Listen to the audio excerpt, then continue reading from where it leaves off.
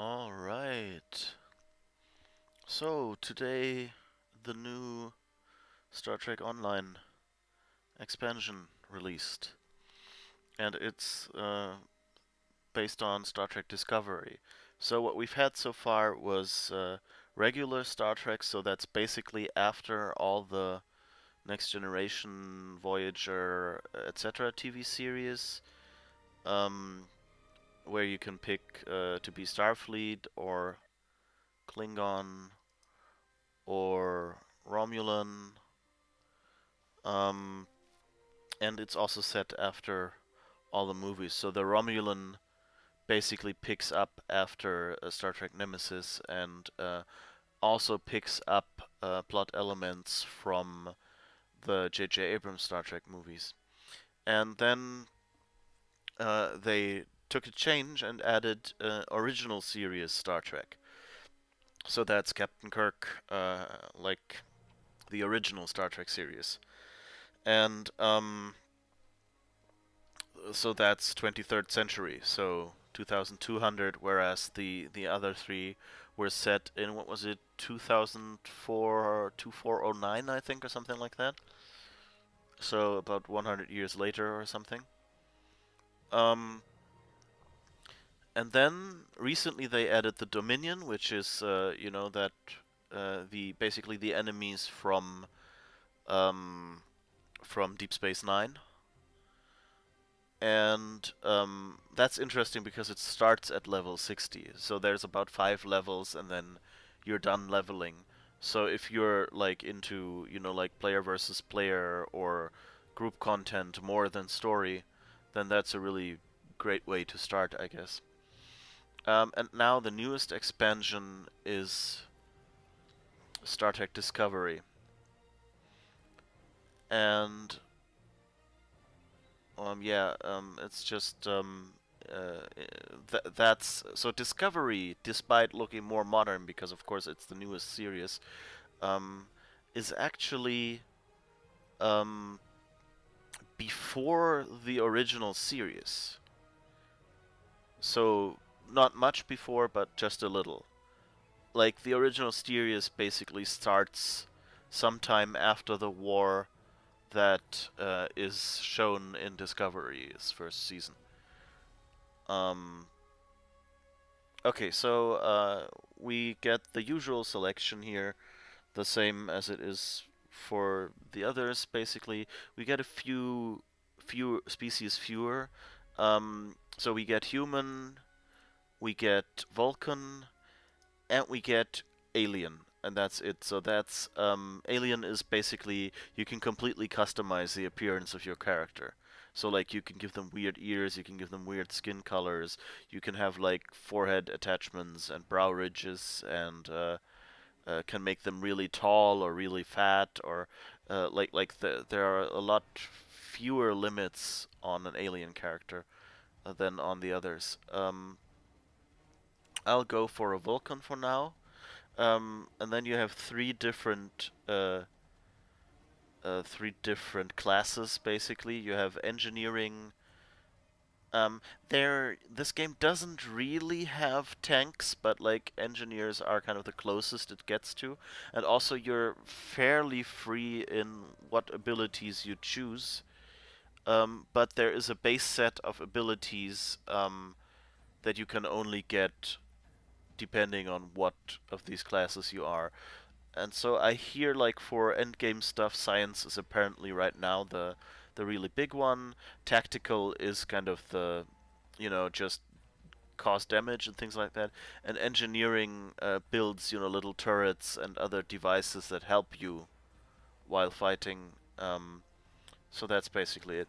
I'll go for tactical for now. Um, so let's go there. Also, they slightly broke something. Because I cannot switch out anymore without the audio muting itself, so that's unfortunate as well. Okay, you have the character creator in Star Trek Online, which I think is really nice. You only have the 2250s uniform, so that's um, the uniform that you see on Discovery right now. I have bought a few other ones, but they don't let you select any here at the start. The selection is usually a little limited, but usually you have a bit of freedom. So okay, let's see. Let's make her very tall. You can, switch like a lot of properties, like I don't know, like you can customize a lot how they look. Um, what did I want to do usually? No, I wanted shoulder width is what I usually turn up a little bit. Okay. Um, I'm not going. Usually, I would, enjoy the character creator and try to make really the right thing. But I actually like started this before I started streaming, and then realized, oh, I should just stream this. So that's why I don't actually have um it set for that.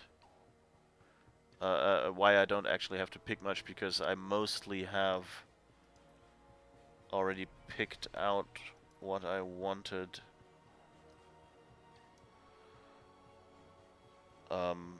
So this time it'll be a little faster than usual. I could, like, the character creator is really detailed. You see, like, here you have a lot of options. The same applies to the head.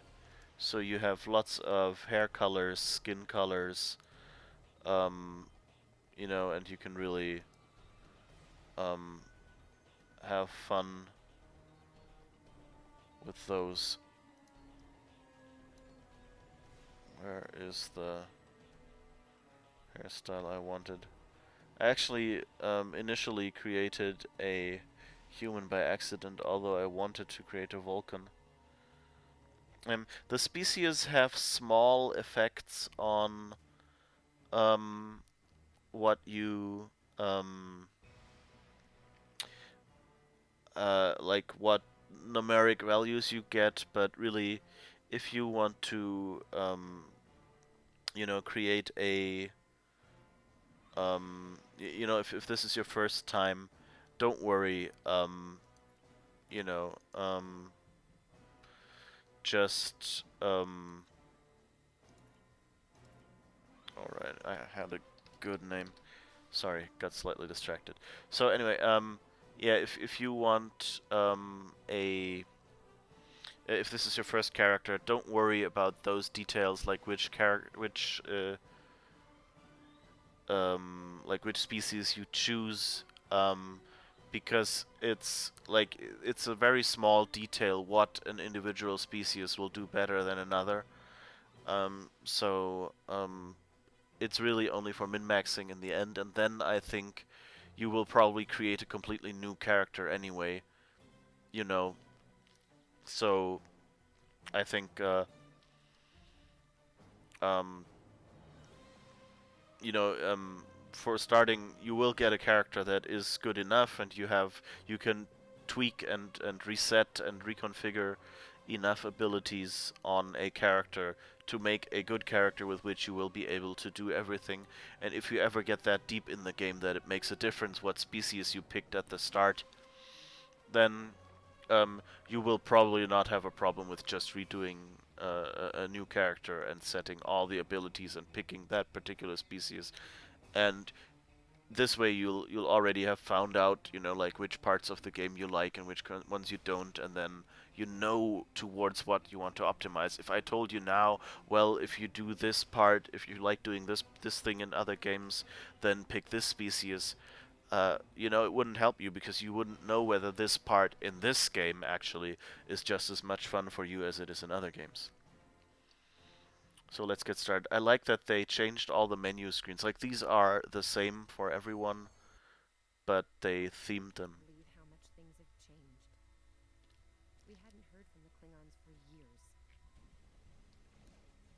And now we have. Now, the Federation's at war.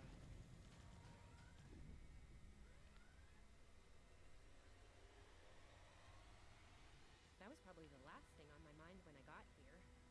It was the same for you, right? We came to Starfleet Academy to become explorers. Not all of us are fighters. Some of us are engineers, healers, scientists. We've been working hard on the ground and in space. We learned how things worked on a starship. And we learned how to work as a team. We've been getting ready to boldly go where no one has gone before. And today's your big day. Today you graduate and begin your career as a Starfleet officer. It's gonna be amazing.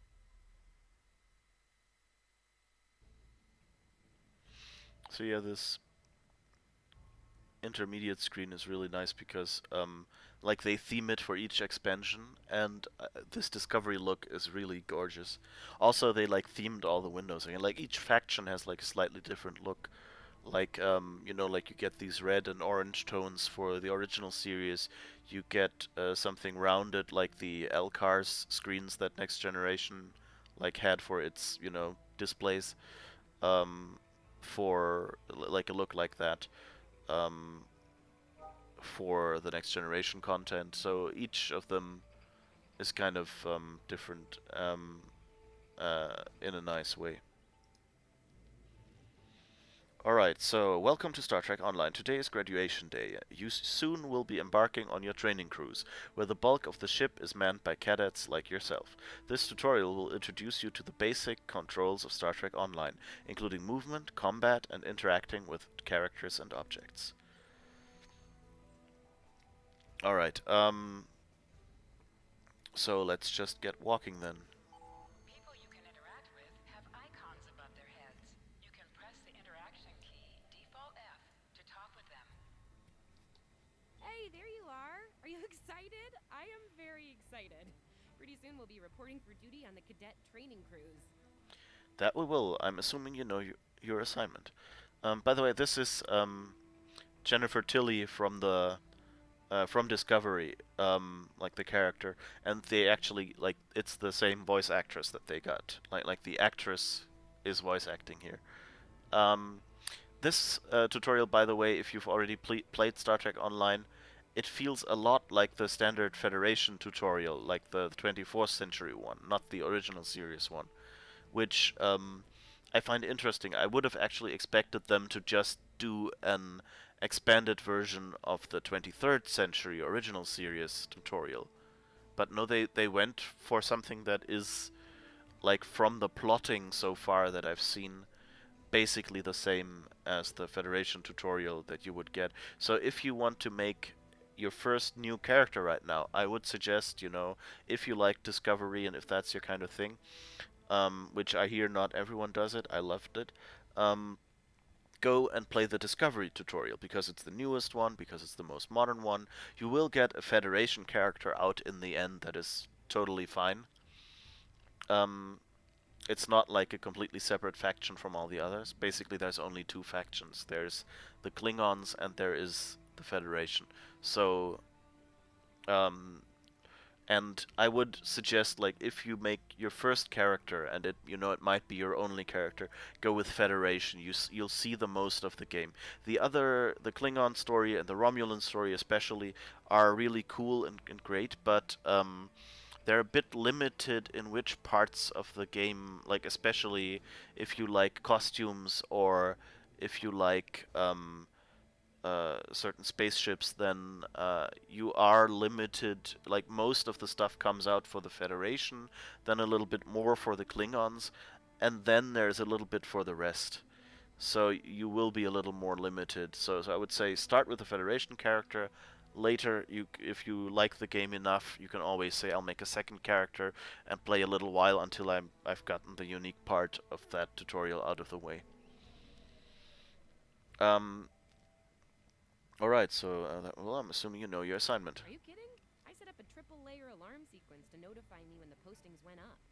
I think I knew before some of Captain Schaefer's staff. 2 words. Chief Engineer. Congratulations, that's quite an honor, especially for a junior. Right? I'm still not sure if this isn't one of Finnegan's pranks. He's done stuff like this, you know. Ugh, poor Jim Kirk. Oh, before I forget, Lifeson is looking for you. Actually, I think I see him over there. You should probably find out what he wants. Lead the way. Come on, this way.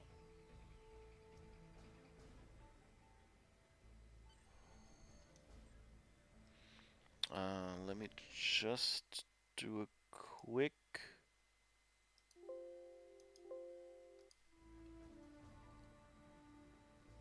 Okay, that should be a little bit softer now, because it's almost blowing away my ears. What is this?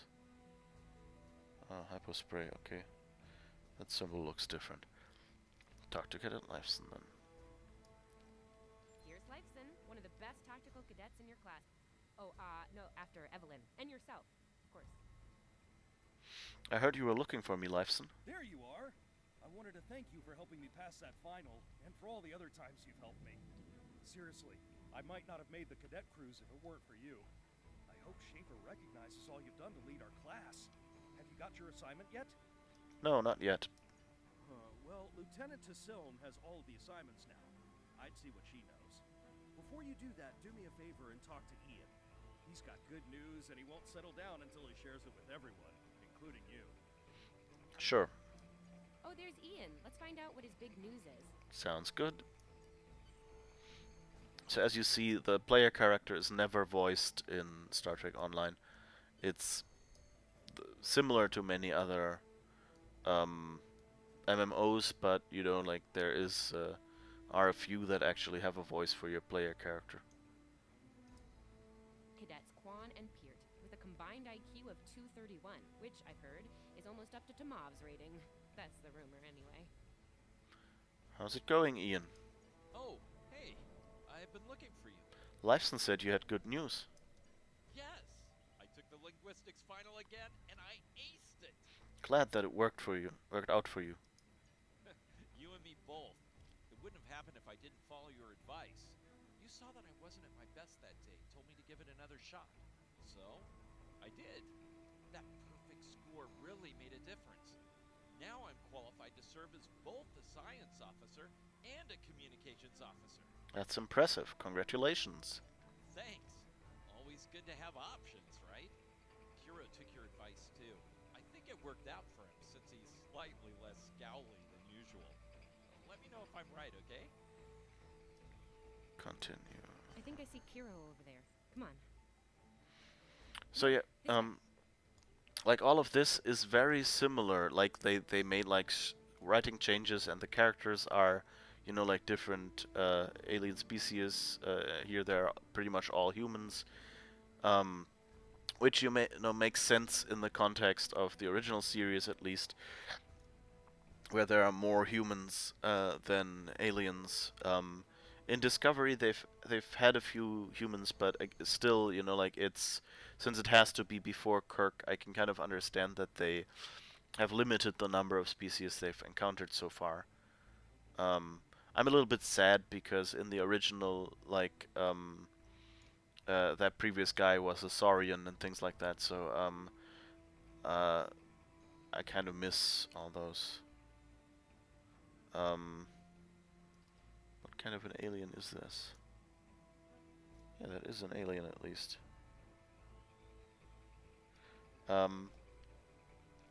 Yeah, so that they changed the main cast to be fewer aliens surprised me a little bit. I don't recognize any of these names besides Tilly from Discovery, so I don't think they're like background characters or something. But at most, that's what they would be. You know, maybe they picked a few, you know, like background actors that, you know, maybe have one voice line or something and told them, hey, can you voice this, and use their names here and their likenesses. I don't know. And here we have the smartest person in your class, or so I've heard. It's not entirely fair. Kiro is a super genius, and he's built like a brick shit. Yep, yes. Hello, Kiro. Cadet, it is agreeable to be in your presence. Your advice regarding Federation history was advantageous. It allowed me to pass the final test with satisfactory marks. I am pleased. That's good to hear. In the interest of camaraderie, I now inform you that Captain Schaefer is still selecting the senior staff for the upcoming training cruise. There is a 78.4% chance that you will be selected for a position. based on my current statistical models. Lieutenant Tassil may have more conclusive data on the matter. Your mini-map shows you where your objectives are. An arrow will Come on, appear on this the way. mini-map if you are far away from your objective. By the way, if you look at this map, like since it's supposed to be the same place just earlier, of course, it looks very similar to the starting um, Starfleet Academy map that you get to see in the original Federation tutorial. But like everything looks a little different. Like it's all a little more golden, and there's it looks more open and almost a little bit less developed. Like the certain like monuments, for example, that refer to story elements that happened in later series, of course, aren't here, for instance. But I like that they, updated this. Also, the frontier actually has a wall in the original, and here it's just that Come on, this little path. But if you try to walk over there, it will respawn you at the start, so I won't do that right now. I was a little disappointed that they wouldn't, like, put up an invisible wall if you must or something. But, why did they, do they just respawn me? And, Tilly has more voice lines to, follow you and will more, like, wave at you more, which, I'll wait like, out here. Decilin should be inside. there was another character fulfilling that function in the plot of this mission called Elisa Flores, and she would wave as well, but she didn't have a voice line, for instance, when telling you to follow her. And yeah, things like that. So you can tell that they've like updated everything and modernized it, and you see that the lighting, especially, is, they updated the lighting a couple, like 1 or 2 years ago. They changed the lighting system in game, and the original Earth space stock, looks a little old, and here you actually have like really nice sunlight and everything, so they really took advantage of that lighting system. So it's definitely the prettiest of all the tutorials. And the Golden Gate Bridge also looks much better here. This is Earth. Starfleet Academy is set in San Francisco in the stories. Like even in the, I think Kirk mentions that at some point. And in the J.J. Abrams movies, you actually see him in San Francisco. Good afternoon, Cadet. How may I be of assistance? Is this where I get my training cruise assignment? It is. I will access your assignment data now. One moment. Fascinating. Lieutenant? Your assignment is not listed. Inquiries on the matter have been directed to Captain Schaefer himself. Is there a problem? That remains to be seen. I suggest you report to Captain Schaefer and ask him personally. He is in the office behind me. Alright, then we'll do that.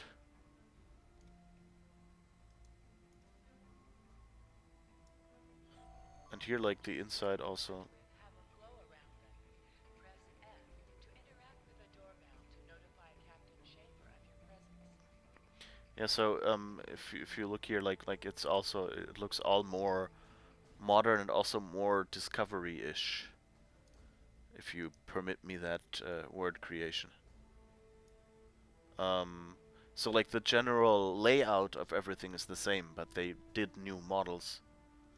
So I really like that. Enter.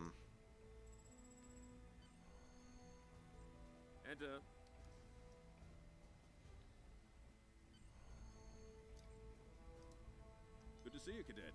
Today's the big day. Congratulations. Judging by that look on your face, I trust this visit concerns your assignment on the training cruise. Yes, sir. Well, you can relax. I'm happy to report that you won't be my new bilge officer. Far from it. Thank you, Captain. There is a matter I'd like to address, however. Your academic record is impressive, but I don't see your results for the advanced phaser training program. Care to shed some light on that for me? By the way, they've reduced... I have the feeling they reduced the amount of choices they give you in the dialogue.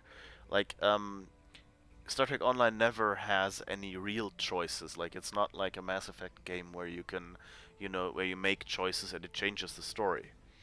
Um, so usually they're all only for role playing, but I seem to remember that earlier in the conversations you had a few more, options to like be, like at least like dry or dense or funny. And I think that has disappeared now. But here at least they still give you a choice. The Federation is at war with the Klingon Empire, Cadet. Shouldn't need to remind you that Klingons enjoy close combat with their enemies. That in mind, I want everyone on my senior staff to complete that program. No exceptions. I forgot to read out what I said. I said that other cadets also hadn't done it, and I, thought it wasn't necessary. Did you say senior staff, sir? I did indeed. There's a place for a cadet like you on my bridge, once you finish that phaser course. My chief engineer and tactical officer have programmed a training simulator for you. I look forward to seeing your results. May I ask who those cadets are, sir? Cadets Tilly and Surveyor, respectively. They've been working on the simulation for me for some time now. Interesting pair, those two. Some of the staff question bringing Tilly along on the cruise as a junior. But her professors assure me that she's up to the task. It'll be a good experience for her, sir. Indeed. She'll meet you out in the quad. Talk to her to start the training, and I'll see you when you're finished. That's all for now, Cadet. Dismissed. Yes, sir.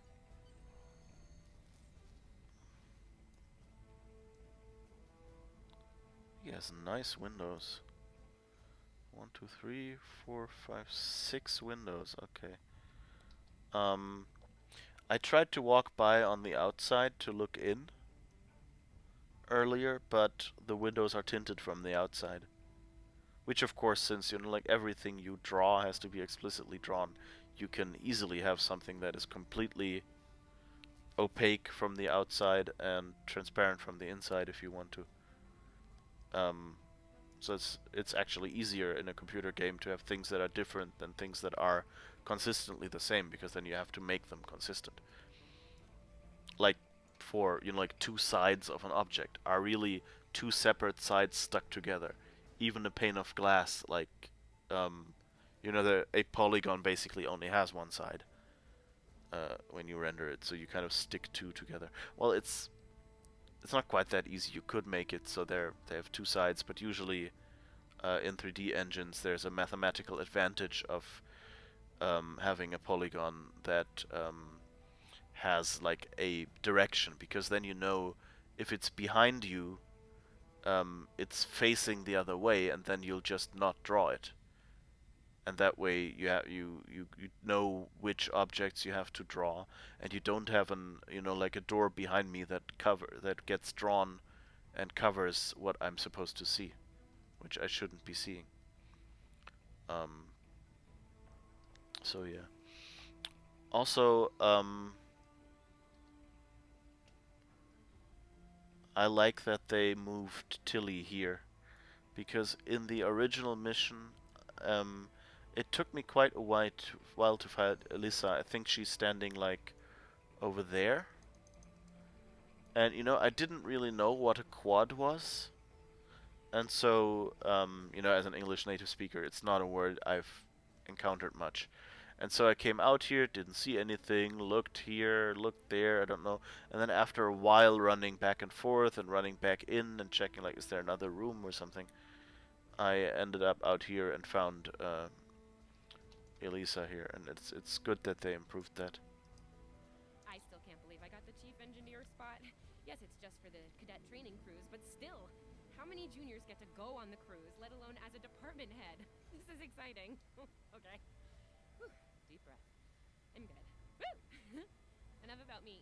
Where did you end up? Captain Schaefer wants me on the senior staff, but I have to pass advanced phaser training first. Yeah? I was wondering why you wanted us to set up the program for you. Now I know. Hey, I should warn you, it can get pretty lively. With the Klingons and aggression, and I should probably stop telling you about the program now. Now I'm a little nervous. Oh, no, don't worry. You'll do fine. There's no doubt in my mind. Come on, I'll take you there. Surveyor's waiting over at the simulator. Lead the way. Finnegan actually graduated.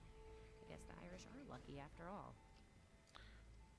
Let me just futz with the audio a little more because I think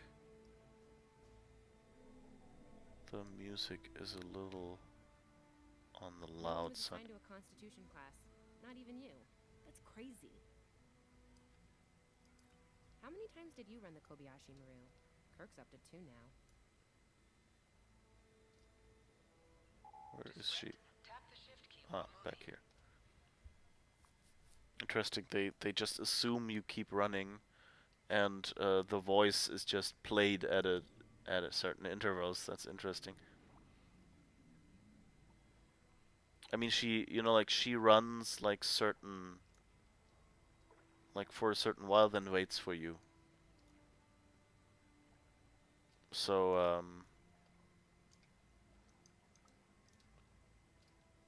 We better hurry or we'll lose our spot. Oh, I hate running. Uh-oh. There's Ev. And she's looking impatient. Evelyn Surveyor. Okay. Thank you, sir. There you are. About time.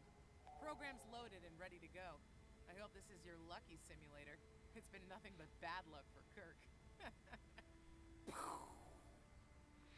They do a lot of references to Captain Kirk from the original Enterprise, of course.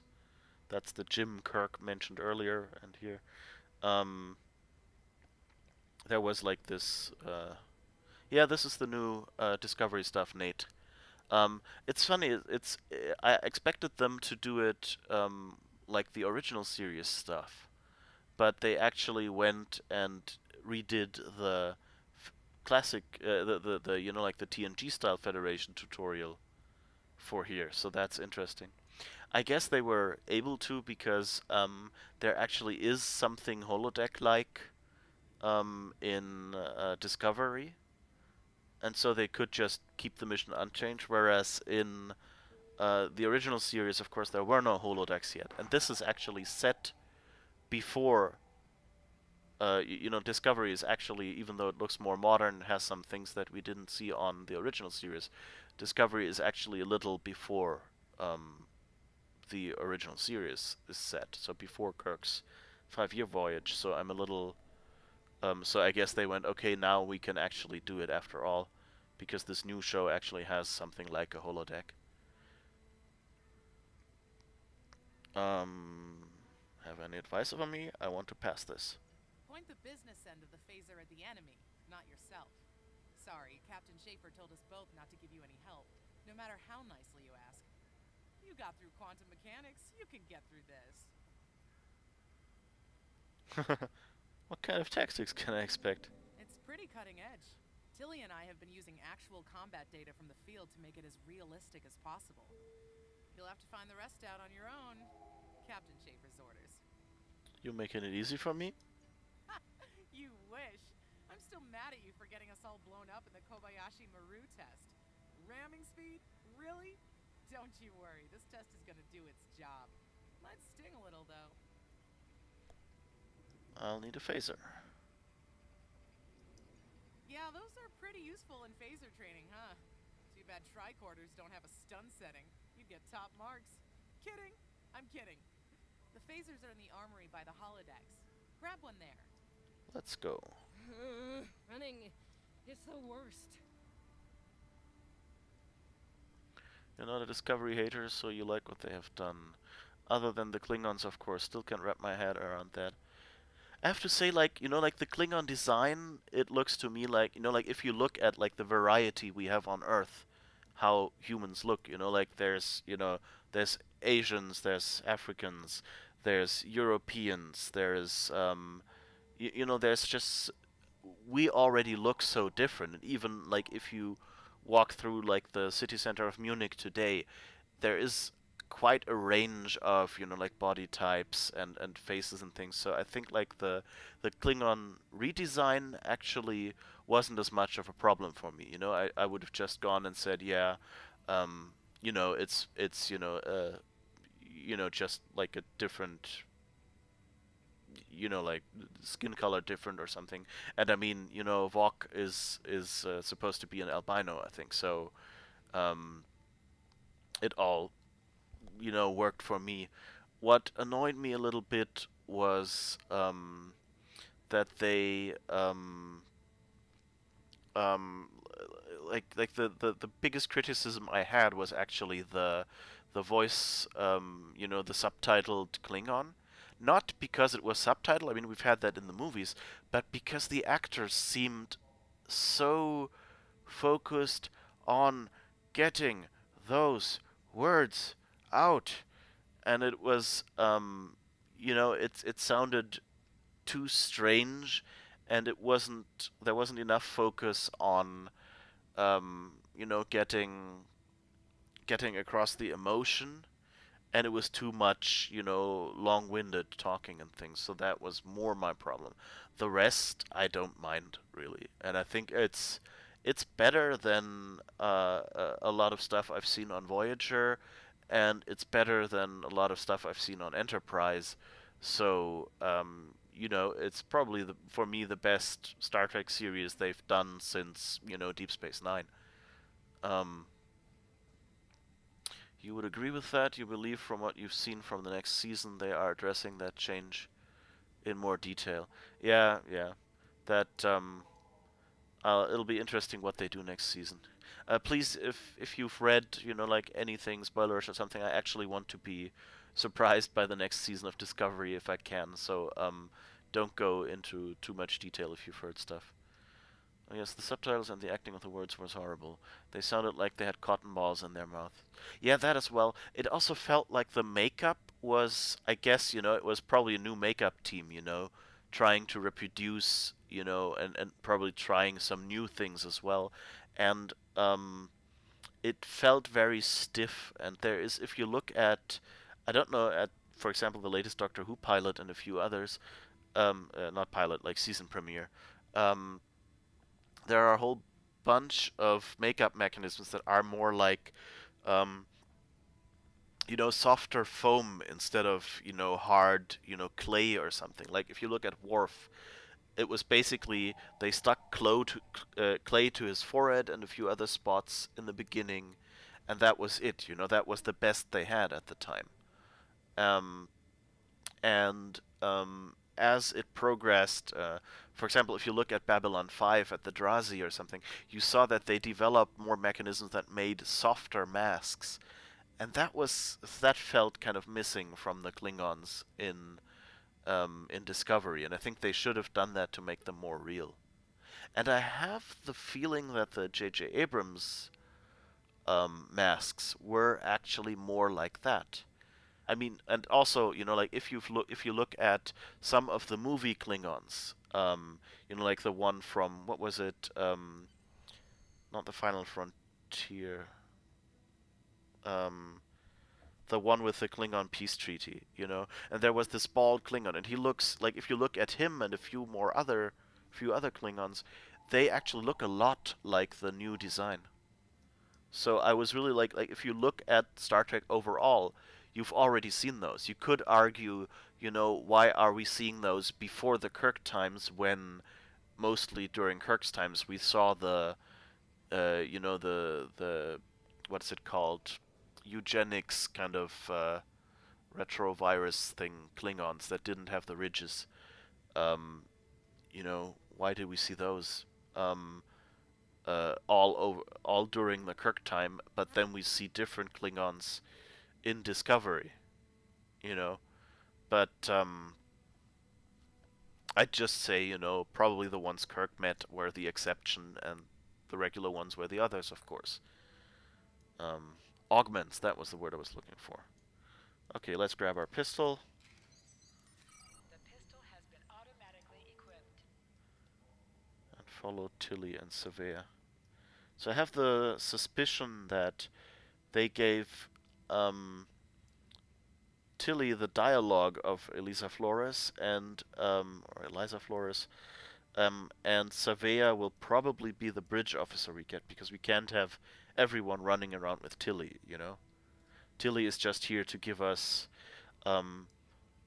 you know, more um, you know, some elements that we know from the TV show early on, which is cool, you know, that you meet the characters you like from the show, which is something that actually um, have said on the forums. The Star Trek Online developers mentioned that they went back and inserted a few new characters, like original characters, in older missions, just so when you start playing, you would see familiar characters earlier, and you would see, you know, that voice acting and that it exists. Um, because they originally Star Trek Online had non-union voice actors, um, because that was cheaper. But the problem is, as soon as you have one union voice actor, you are only permitted to hire other union voice actors. That's how they try to, you know, like get you to use unionized labor force and not take advantage of your employees. Is they say, okay, once you have a union, everyone has to be unionized. Yeah, as Worf said in the DS9 episode where they went back in time. Yeah, the what is it? Is it, I think Trials and Tribulations, was that it? And the other was the Trouble with Tribbles was the original, I think. Yes, I think it was Trials and Tribulations, right? Where they meet, you see a scene from the old series basically that they're photoshopped into, and or green screened or whatever you would say. It's a moving picture, so not really Photoshop. Yeah, and he says we don't talk about that. But also they, you know, they had that in what's it called? In Enterprise, they had that episode where they saw the need to explain why there are Klingons with ridges and some without. But you know, if they can look that different, then you know, the ones we saw in Discovery are not a problem. Oh, to ask Worf about it, yeah. Can't wait to play this update. Yeah, hi the Grim Reaper. Great to see you here. Yeah, I'm happy that I can play it now. I actually pre-patched like a couple of days ago. I started it, and when I quit the application, it started downloading already. So it was a pretty quick patch. It confused me originally when you know you quit Star Trek Online and the launcher would come back up and say patching, and like, why is it patching again? Did something go wrong with the patch or whatever? No, it's pre-patching for the next expansion, so you don't have to download everything day one where everyone is doing it. Your laptop crashed like a week ago and waiting for it to get fixed so you can play that and the update for Xbox. Yeah. Yeah, sadly the Xbox and PlayStation Star Trek Online is always a little behind on like the newest expansions. I guess it makes sense, you know, they write the code and you know, then do it on PC.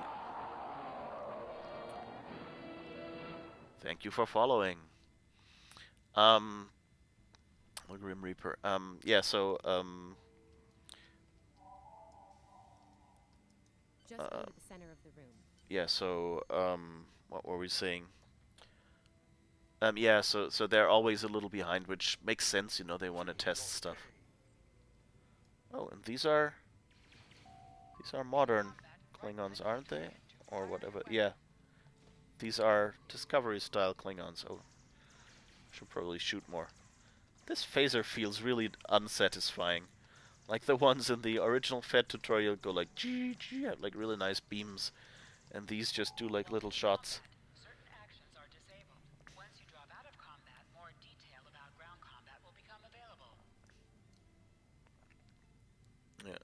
So I use the keyboard for shooting. I don't know that all the tutorials say like right click and things, like the Romulan tutorial does that as well.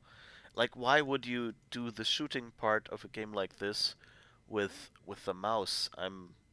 You know, it might be, you know, like, it might make sense for like your abilities or something. You know, you click someone to select them and then trigger, you know, like the fire around them if you're a science officer or something. You can holster and draw your weapon with the H key. All right. Yeah. I'm actually playing this on a laptop, so I mean it's a laptop I bought specifically for gaming, so it's rather big and has a decent graphics card in it, but you know this game can be played on laptops. It's a what does it have? A 720M Nvidia graphics card or something? So it's not like a Intel onboard graphics that this is running on, but it's okay. Um,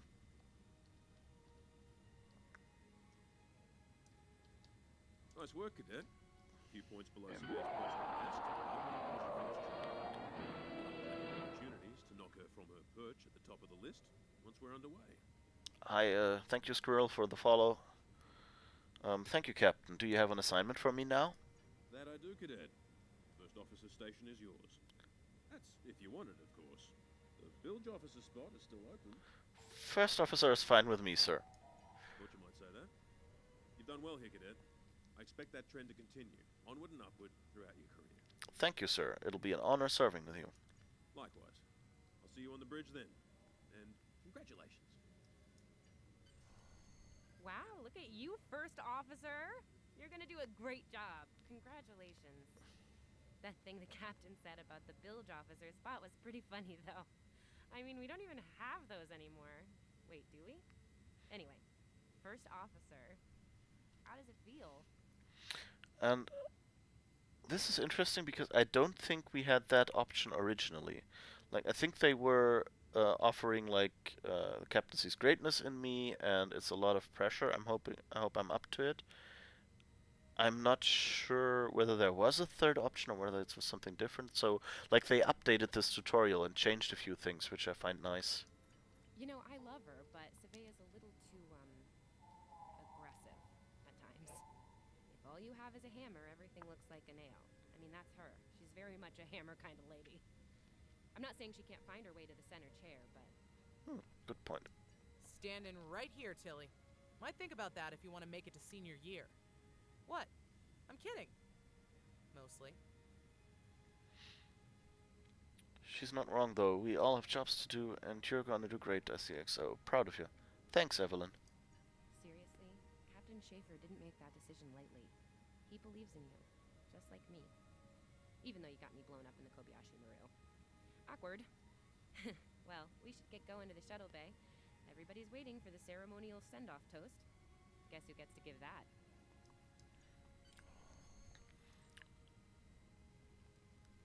Yeah, so, there was, a bunch of people apparently complaining, All cadets report to shuttle bay to prepare for departure.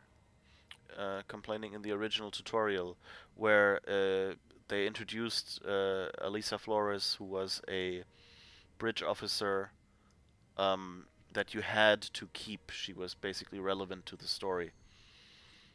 And she was the one guiding you through here. And so you couldn't play this mission, you know, without having if you had dismissed her or something, you wouldn't be able to play this mission. At least for a while. I think they fixed that in the meantime. But, Senior staff is waiting just ahead. I know Vulcans don't get nervous, but the rest of us do, and this is our first real assignment, so, how are you gonna play it? Inspirational? Heartwarming? No. Nope. Just try not to be too logical, okay? It's a toast, not a debate. oh, that's nice. They actually changed the text because I picked Vulcan. That was a different text when I originally accidentally selected a human and played a little while before I realized I should probably stream this. Anyway, I'll meet you at the bar. No pressure. You'll do great. Okay. Anyway, and so people complained because they had this bridge officer, you know, that wasn't, you know, like very rare quality and that used up a bridge officer slot. So like there were a lot of people complaining. Same about Tovan Kev in the Romulan tutorial, which was the other equivalent that they introduced like that. And I guess that's their attempt now at fixing that, which is give us Tilly and Surveyor, and so Surveyor will probably become a bridge officer, and Tilly will be the one who does all the voice acting here. And then we get someone, we probably get Savea as the bridge officer, but we don't necessarily have to have her to be able to play this mission. May I have everyone's attention? Having been one of your classmates for the past 4 years, I have had ample opportunity to study your reaction in many different situations. Ah, okay. And so here, usually as a human, you have different choices of what you're going to say. Like you can like frighten them, you can hearten them, you can what was the other one? Like you can galvanize them. Like they have lots of like you can like make them really scared of the future. You can tell them, hey, I love you all and you're great, and things like that. But here now, since it's a Vulcan, of course, and a Vulcan would do the optimal way of telling a story, they actually limit my choices here, which is, I'm a bit sad that I can't choose a little bit. Like, can I maybe, pick a Vulcan that is not quite on top of their game or something? I can't play that here now, but I like that they paid attention and said, well, a Vulcan, would probably not, frighten people or, make a lovey-dovey speech. So that makes sense. As your first officer, it is logical that I use this information to best instruct you on how to carry out your orders. We will operate efficiently and effectively. I ask no more of you than I ask of myself.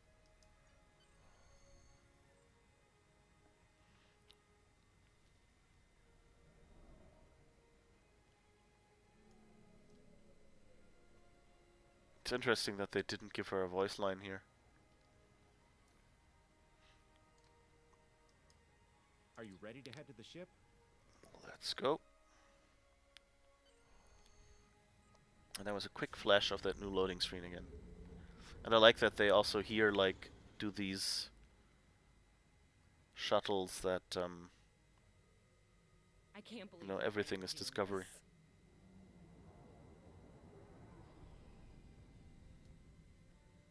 Ooh, look over there.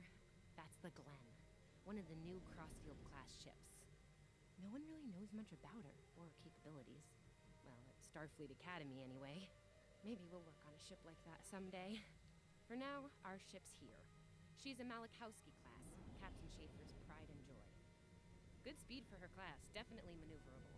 A stout, solid, battle-proven design, for sure. I can't wait to see what she can do. Let's land and find out. In the original tutorial, they kind of like show you this great ship, and Flores lists like, oh, it does this, this, this, it had this many weapons ports, this many this, and then she goes, and it sounds like it'll be your ship, and then she goes, and over there is our ship. It sucks, kind of like that.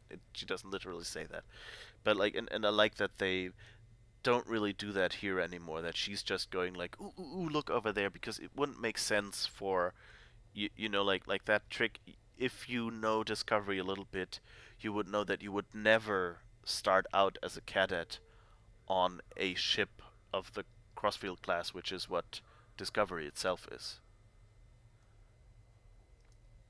Okay, we need to check in with the deck officer first, then head to our stations. Oh man, I cannot wait to see the engine room. My engine room. Yeah! I'm still not quite sure why they have this whole bit of like going there and checking in. Acting chief engineer, reporting for duty.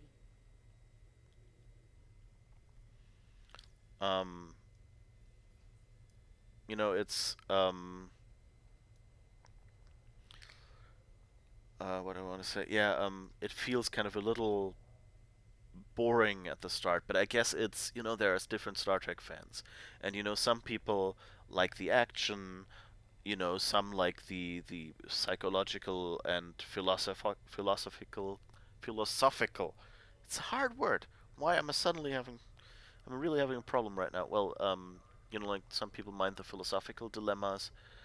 like the philosophical stuff in Star Trek and things, and some people like like the structure and the details and everything, and like statistics, like baseball as well. There are people who like statistics about like what does each player do and things, and are more interested in that almost than in seeing the game itself. That's part of it, but like they can like all the week they spend thinking about statistics basically, and so everyone has something different. I guess this is something that is just not my thing.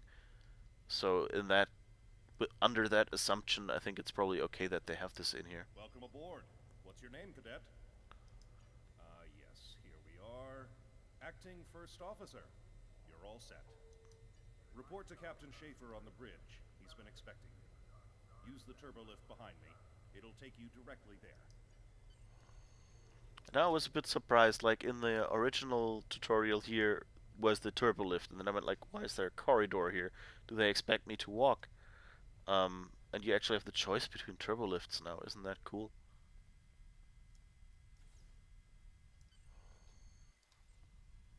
And this is as far as I played before I decided I should stream it, so all from now on will be completely new to me. So if there's a shock gasp from me, then that's it. Ooh. Yeah, they do, like in Star Trek Online, they do different bridges. Like you can actually, on some ships, switch which bridge you want.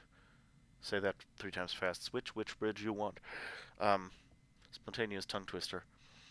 And so you can actually go and visit the bridge of your ship. You can't like fly while you're on the bridge, but it's a fun thing that you can do, and you could use it like a social zone with some of your friends. And I like that they did. I think that's basically the Discovery Bridge. It looks at least fairly similar. They usually do, bridges are apparently, you don't use bridges that much, and so they don't do that many bridges in Star Trek Online. They have a whole set of Federation bridges, and then I think a smaller set of Klingon bridges, and for the other factions they basically have one. So they have one original series bridge, they have one Discovery bridge is my guess. So that's why I'm assuming that this is, although it seems kind of different from how I remember Discovery, but like the style fits. But that might just be, but I'm assuming that it's the Discovery Bridge, and I'm just misremembering here. Because, why would they bother making, like, 2 bridges for this very same faction, basically? Since some people will want a Discovery Bridge on one of their later ships. And yeah, they have a Romulan Bridge and a Jem'Hadar Bridge, I think, as well. I don't actually remember if they had a Jem'Hadar Bridge. But yeah, I think so. Ah, there you are. Computer, note the executive officer has reported for duty in the ship's log. Welcome aboard, XO. Thank you, Captain. You're right on time. All decks have reported in. We're ready to get underway. Let's start things simple by getting the old girl out of dry dock, huh? Contact dock control and get clearance to depart. After we're cleared, close the shuttle bay doors and disable the tractor moorings.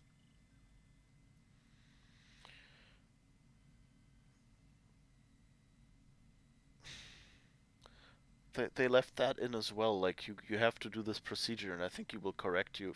Let's just do it wrong and see what, you can't fail this mission, so. Shuttle bay doors are closed. Acknowledged. Carry on.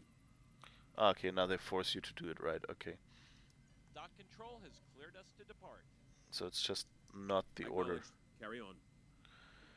Iris, wait for me to disable the tractor moorings. So now where do I go to do that? To his console. Okay. They could have given me that empty console on the left.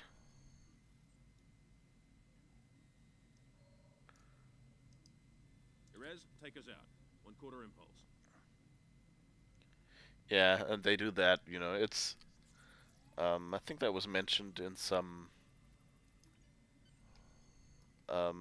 was in one of the Star Trek movies, I think. Ah, now I get my console. Okay. Ah, interesting. In the original, they made you sit down at this point. Acknowledged, Helm. Set a course for Vulcan. Warp 4. Course laid in, sir. Which is, Engage. you know, a slight tutorial moment, because there are like places where you get like a cursor that is like a chair where you know, okay, I can sit down in this spot, and I think you have to right click to actually trigger that. Captain, I'm picking up a distress call And, from the SS Fortuna. Audio only. Put them through, comms. This is the Fortuna! Can you hear me? So, warp core is failing. We could really use some help here. Let them know we're on our way. Helm, lay in a rendezvous course. Altering course, sir. ETA 3 minutes. Transporter room. Prepare to beam over survivors. Sir, sensors can't read anything in the vicinity of the Fortuna. Communications are out as well. Keep trying to hail them, comms. XO, let's discuss the situation. Yeah, so, Well, XO, you heard the distress call. What are your recommendations? by the way, if you're playing Star Trek Online the first time, most dialogues you could just click away and they will either, you know, they will stay here, like that you can get them back, or you can talk to that person again or something. But you know, there's just some dialogues that auto-trigger. Sometimes there's like a little bubble on the side here to continue that conversation. I just wanted to see if there's any chair here that I can sit on, but it doesn't look like it. Pity. I guess, it's the thing that, sitting is a little complicated, because you can make, you know, you can change like the upper and lower leg length of a character, you can change the height of your character in general. So I guess they probably removed that from the bridge because it looked silly. There was actually, in the original Federation tutorial, there is a shot from the inside of the shuttle when you approach, where you see your character sitting on one of the chairs. And like, if I once made an alien that was freakishly tall, and it looked really weird and clipping and things like that. So my guess is that's why they removed that part.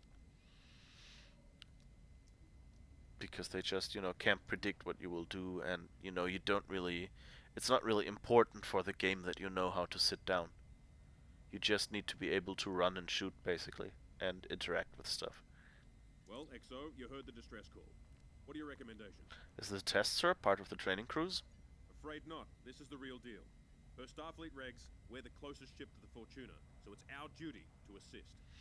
It's strange that the transmission was audio only. A warp core emergency shouldn't affect communications. Not usually, no. Good instincts. How would you proceed here? And so, yeah, what you can do is, like, you can say, you can be, like, really aggressive and say, I recommend we go to red alert, full power to weapons, and load photon torpedoes, because, of course, this is dangerous. You can say, shields up, sir, better safe than sorry. We need more information before we get in there. I recommend scanning for an hour to exactly see what the situation is. Yeah, I mean, I'm a Vulcan, otherwise I would have probably just for fun have gone with the red alert. But I think shields up is okay. There's something about this that's not sitting right with me. Could be a trap, sir. Agreed. Yellow alert. Surveyor, bring the shields up. Get down to the transporter room, XO. I want you to oversee the rescue efforts from there. Anybody else feel like XOs looks like XD? You know, like that smiley with the breast shut eyes. Okay, so over there is where the minimap says we should go. I like that they actually... Did you see that? Oh no, it doesn't... Oh no. Like, it looks like the doors are actually partially transparent. Or maybe it's just a well done effect, like a reflective, I don't know, but it looks good.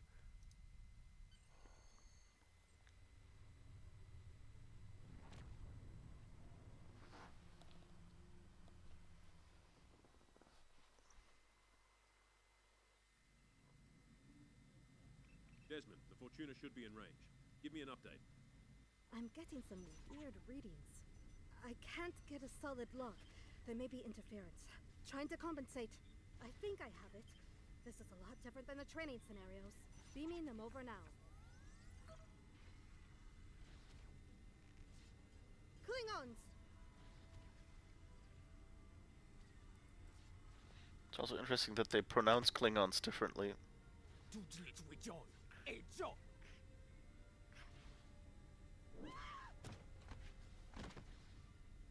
Desmond? Come in! What happened? Desmond? Hold on. We're reading disruptor fire in the transporter room. And Klingons are beaming in on multiple decks.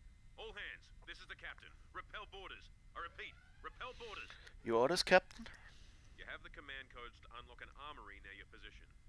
Arm yourself and any security team members you find, and then repel any borders you come across. What about the enemy ship, sir? You let us worry about that. Right now, I need you doing what you can to get those Klingons off my ship. Bet you're glad you took that phaser course now, huh? Shoot straight and stay safe down there. Yes, sir. Over here, Exo. We need you to unlock the armory. Dude, guy with a Russian accent? You have to enter the command codes!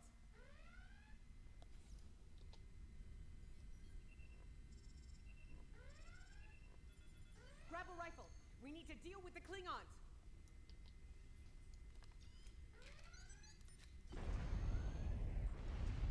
You need to equip your phaser rifle.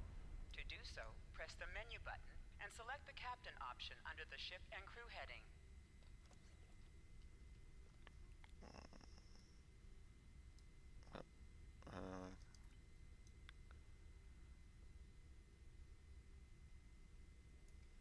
Okay. Empty weapon slot. Okay. I'm missing that there's no circle. Oh, I like that they did the background of this. It's also partially transparent, and with this pattern, I didn't see that on the other windows. They really did a lot more transparency again. I think the original Star Trek Online design was kind of partially transparent and like rounded. It looked a bit more 90s than this. And I guess they like now did a more modern version, which is nice.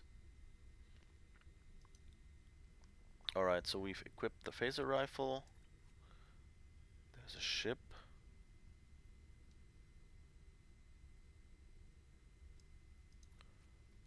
Alright.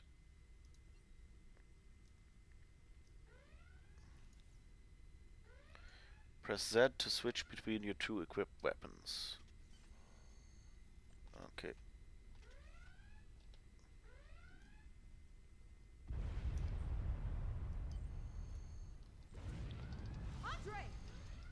Oh. Huh. That's new. Okay.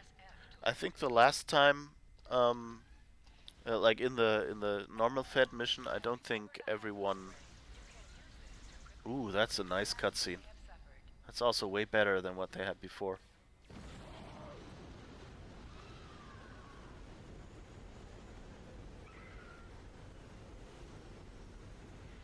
Whoa, and they're really going in for the red shirts here. Whoa. I like that update. It's like in the original one there were like two people helping you. And you run and basically shoot. You're on the right side of the safety field. Tilly is nice. Okay, I love good choice that they picked Tilly, and I mean this general moment that the Klingons get sucked out happens, but it's a lot quicker here this time. So basically it's still roughly the same mission, but they've streamlined a few things and made it more dramatic as well. I like that. I especially like, while I'm sad, you know, about those two characters that they just like had sucked out, that didn't happen in the original tutorial. So this is a bit darker, I guess, in that way. Dead Klingon here. Okay, that's fine. You can do extra damage to enemies by flanking them. Try attacking your enemies on their sides or behind them. Okay, they didn't even realize they had to turn. Okay. That's nice that they do. I don't think we had a flanking tutorial at this point originally. But we had the help the transporter officer. Thanks. I think they were going to engineering. Better hurry. There's a lot of them. Hey, engineering, that's cool because that's where Tilly is.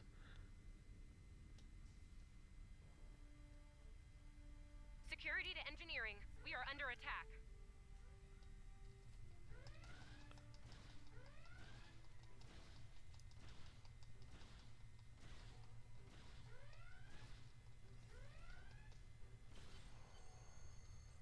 Alright, got 2 more.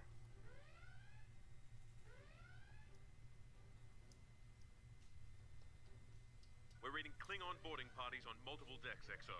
Our security teams are spread thin. I need you to get to engineering and keep it secure. It's bound to be a priority target for the enemy. I'm on my way. And also, I think this map feels a little smaller, but in a good way. You know, like, it doesn't feel too small or something. I mean, this is also a small ship. But, you know, there's not as much, you know, stupid running involved, which, and the fight here, like, usually there's like a second bigger fight here. I guess they're trying to get you. Oh no, wait. Ah, I think I might be mixing up, like conflating 2 moments. Yeah, I guess this is this is probably the bigger fight we're getting is at the entrance to engineering and not at the turbolift. Lead the way, XO. We've got your back. Press C to crouch. Crouching is a defensive bonus against ranged attacks, but increases damage from melee attacks. Ah, okay, that's why they sent that melee guy forward. Press X to aim your weapon. Aiming your weapon gives a bonus to damage. That's also better. That they didn't have that melee guy running for you originally, I think. So that's a good reminder, you know, like you have a visual reminder. You're crouched, you're aiming, and then this person is running at you, and they say, well, you know, it causes more damage, and you remember that moment for later when you play the game. That's actually, I like those, that they did these things. Ah, okay, and here it's now... That's also interesting, like usually it was like here was a big entrance at the end where you shot at all these enemies. And now our entrance is here, so like they actually changed the map layout quite a bit. Move, move, move!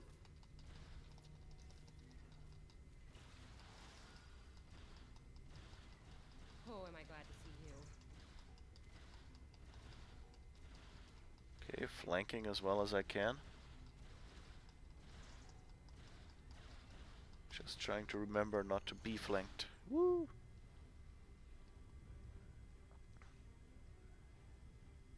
You have no idea how happy I am to see you. They were looking for something here. Can't imagine what, though. I mean, they have warp and impulse tech. What else would be in engineering? Especially since the ship's a complete mess, thanks to them. Is there a part they didn't shoot? Sorry, I could really use your help, since you're here. That's interesting. That's new. Them looking for something. As I was saying, the ship's taken a lot of damage. I'll do what I can to get the essentials online, but I could use some help. See anything you could do in here? I know how to improve the ship's weapons. Okay. The power relays for our weapons were overloaded. I need you to bring them back online. The power relays for the forward weapons are accessed through 2 consoles behind me on the upper floor. The relays for the aft weapons can be accessed here at the center console. You good to go? Consider it done. Sometimes missions specialized to your career class are available. It's interesting, usually they...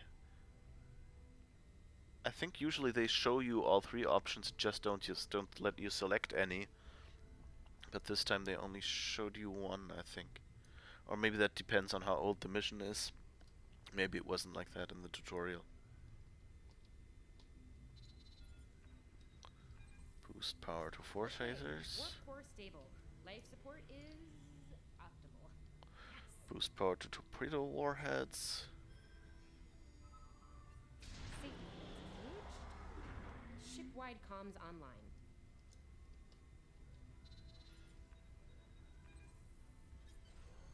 Glad you're still with us. We could use a hand up here. We've taken casualties, and the Klingons could send more boarding parties at any time. Do what you need to do down there, and report to the bridge. Aye, sir. Head back to the bridge. We'll cover this deck. I like that, she sounds a bit, I don't know, like Tilly that we met in Discovery sounds, you know, was still more of a beginner. And she sounds a bit too sure of herself. Like, I mean, Tilly developed into someone like that, but it feels a little bit out of place. But still, I like it, like as an update to the story and a way to get you into the game. I think this is there are some really good improvements here.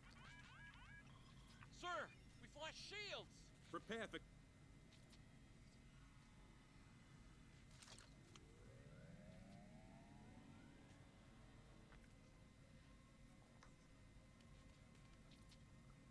Who is in command here? Speak now! I'm Captain Schaefer, and you are? I am Ja'ula of House Mukai. Surrender now, Captain, while you're still able.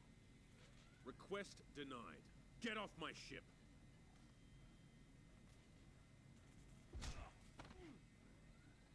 Get off my ship. If you insist, Ooh. Joju! That was a new gesture. I don't think we've ever had it before that someone grabbed someone by the throat. Oh. Enemies here. I've totally forgot that those were still here. Secure the bridge. Repel boarders.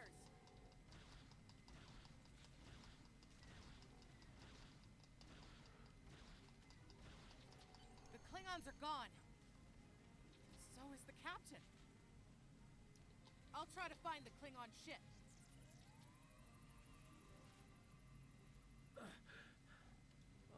Thought I was done for. Thanks. It's also nice this bridge has fewer levels. In the original one it was more like a next generation bridge, so there was a bunch of stairs and consoles you had to get around. Oh, that was intense. Klingons. We just fought Klingons.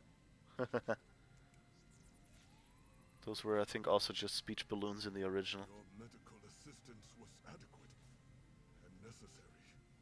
I thank you. One more person.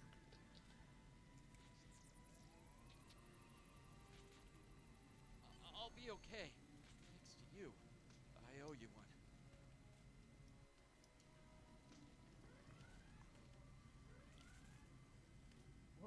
What happened here? Incoming transmission from the Klingons. Put it through. Ooh, hologram transmissions now. Attention, Starfleet. Captain, are you all right? Silence! Surrender your ship and all classified data within it to me. Immediately!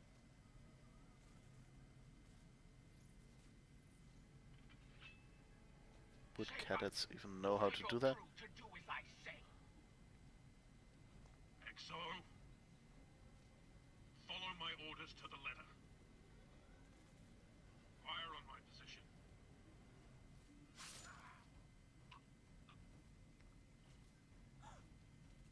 Spoken like a Klingon, Captain. Now die like one. Ooh. Some new animations. Really nice. What do we do now? And facial expressions as well.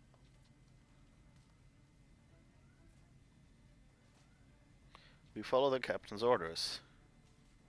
Target his location and fire.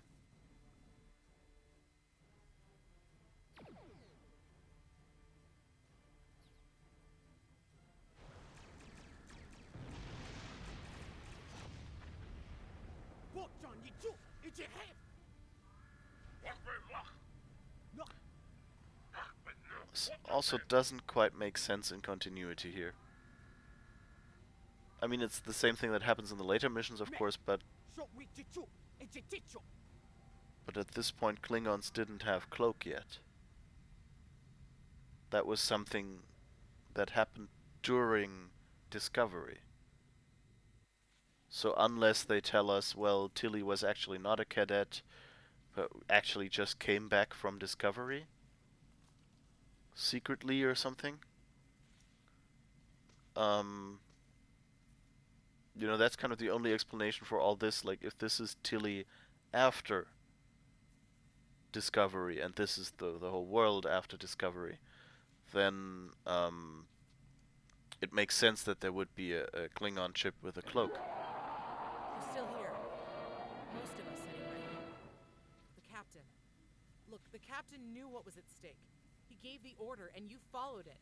If you hadn't, we'd probably all be dead now.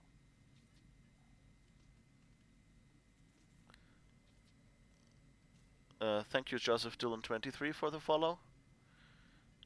How are you doing?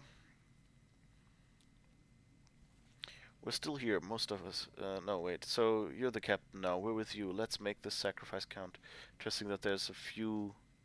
I guess they added those lines after recording because they realized it wasn't clear. To sit, press right-click on the chair you wish to sit. Oh, okay, and now they add the sitting tutorial. That's a bit of a sadder moment now that we get to sit in the chair than before. So I guess it wasn't because of technical issues that they left it out, but just because there was only one chair on that bridge. Okay, and now we get Savea as our first bridge officer. Yeah, so that's like Alyssa Flores.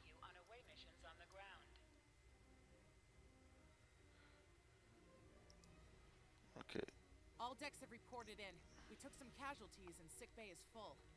All systems have taken damage, but some were hit worse than others. Life support is stable. Past that, it's not exactly optimal. Ian, send out a distress call. Working on it, but something's jamming our long-range comms on all frequencies. Keep trying. What's the status of the Klingon ship, Evelyn? Still running under cloak. We knocked him around pretty good before they slinked off with their tail between their legs. That said, we're in rough shape ourselves.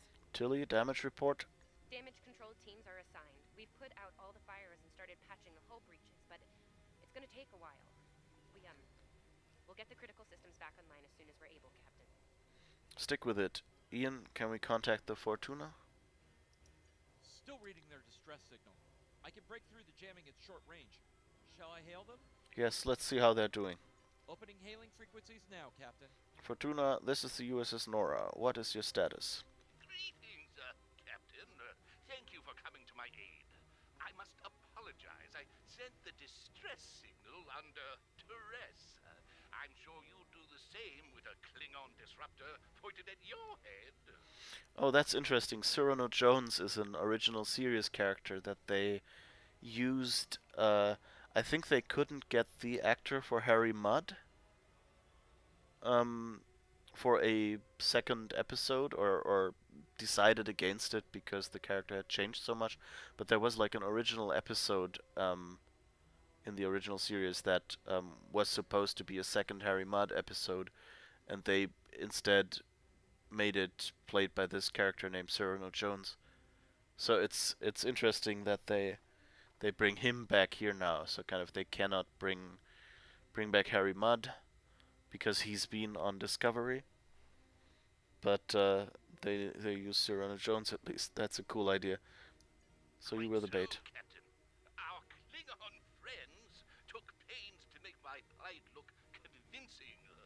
To the point of damaging my warp drive beyond function. At the risk of wearing out my welcome, would you be so kind and assist me? I'd rather not be around if the Klingons come back. I'll see what we can do. Increase your speed using... Use W and S to move up or down. Use A and D to turn left or right.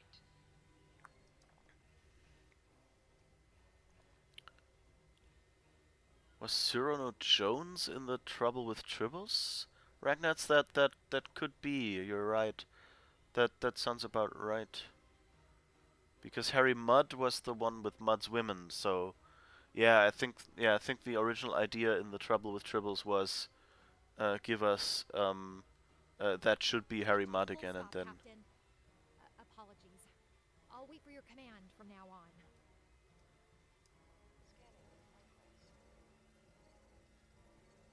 They need 3 or 4 warp induction coils tops. We can spare a few. Position yourself near the ship and press F to interact with it. yeah, that makes sense. Oh, and good luck with the Klingons, my young friend.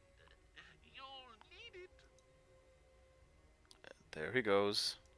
Can't say I blame him. I wouldn't want to fight Klingons in a tub like that either. Speaking of Klingons...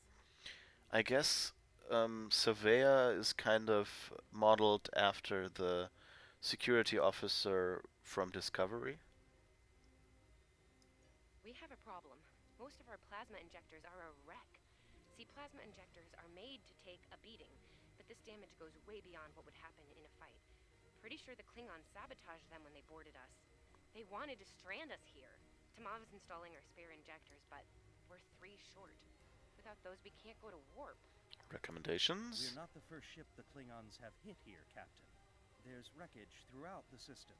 I recommend scanning the derelicts nearby. We may be able to find and recover intact plasma injectors from the wreckage. Let's make it happen. So yeah, this is very similar to the regular Federation tutorial now. That's interesting. Blast off the outer casings on those units, and we can get what we need. It's like Press the spacebar to fire energy weapons. it's even this this nebula. These lines here are in both the Klingon and the original Federation tutorial.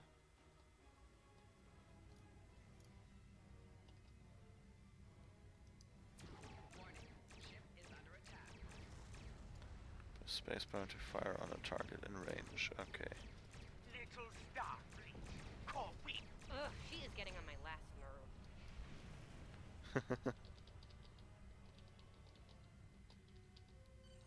Okay, these injectors are a little beat up, but I can work with them. Some of these are real top-shelf tech. Type J's with a 2-liter flow, modulating reserves, and those sweet new Lovely. Remember the Klingons? Work fast, please. That's also nice. Like, we have a engineer in the Federation tutorial, and she basically, that's the same scene. time to get these installed. I'd rather not breach the core after we go to warp because of a full system meltdown. And that can happen with dicey injectors. Totally. Right. I'm on it, Captain. Good. Evelyn, what's our status? While engineering deals with the warp core, we're stuck here. We need critical systems back online ASAP. It's a sure bet the Klingons are making repairs, and they aren't as safety concerned as we are. They might be back and shooting faster than we'd like. We need to find what's jamming our comms. We're on it, Captain. I located several Klingon military satellites nearby. Ian thinks we'll be able to reach Starfleet if we destroy the satellites, and I agree. Besides, we could use a little more target practice. Right, let's take them out. You must be within 10 kilometers of an enemy to attack it. Use your phaser banks to weaken shielded targets. Okay. There is one. Torpedoes on an enemy when their shield is down under attack.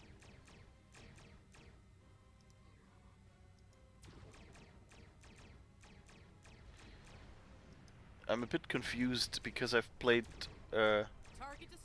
Star Trek Online before. And yeah.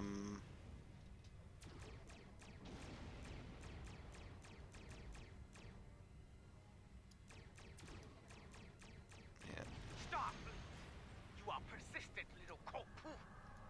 Die well. And these lasers with their like Long-range comms are back, Captain. Shall I send the distress signal? like that they fire individual shots instead of a continuous beam like later Star Trek versions. That Klingon ship took some real damage during the fight. I bet she's leaking plasma all over the place. We might be able to use that to find them. Yeah, so it confuses me a little because I'm so used to individual shots being a turret that that now that being the phaser beams, I thought I was shooting with like the wrong weapon. But I guess that's, you know, how they fire on the TV show now, so makes sense. But it's unfortunate that kind of one constant in the game, that beam weapons were continuous beams, suddenly doesn't hold true anymore. No argument here. I'd rather not get blown up by Klingons on a cadet cruise. Or, you know, ever, really. Scanning now. Oh, yes! I found it! Well done. Sending you the data now. We can trace their plasma signature right back to the source. It'll show up on the map. Erase, plot, and intercept course. It's pretty far from us. We should travel at full impulse to reach it. This will temporarily take power from the other systems, but vastly improve our speed. Once we drop out of full impulse, the power will return to other systems. Nice. Your death will be swift. Activate full impulse by clicking on the arrow. Deactivate. That's something that was always a bit underexplained. Torpedo by clicking on the icon or pressing Alt and 1. Klingon ships, decloaking, Captain! High yield torpedo will increase the power of your next torpedo attack.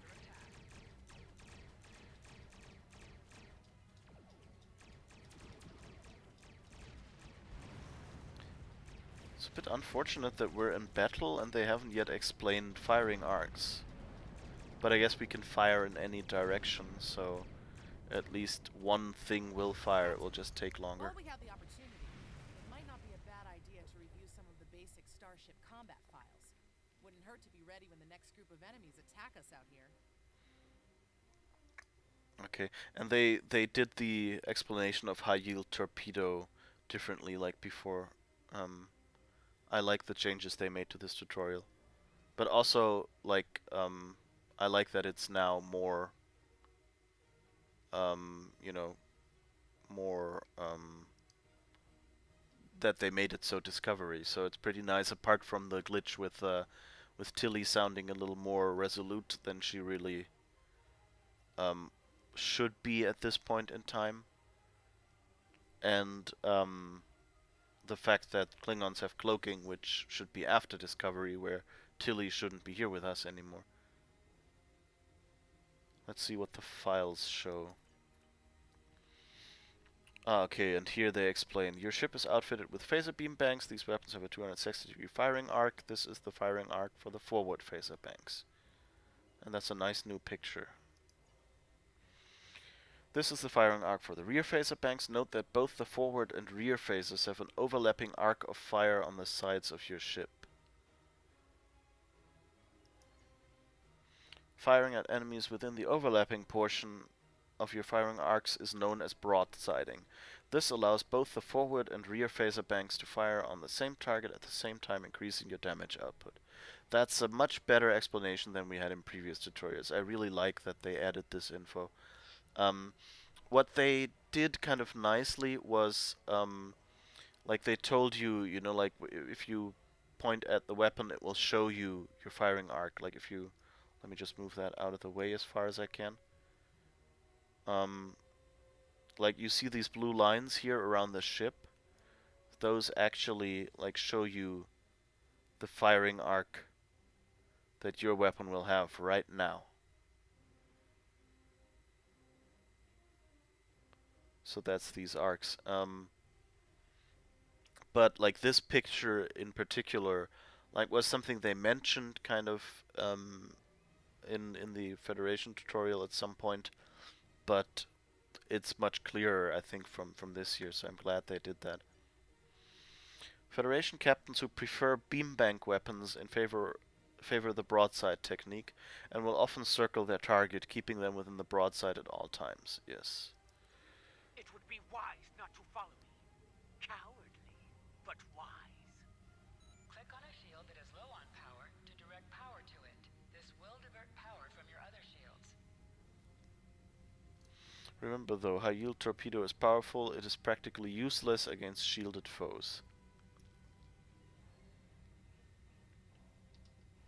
Oh, I can go faster, I guess.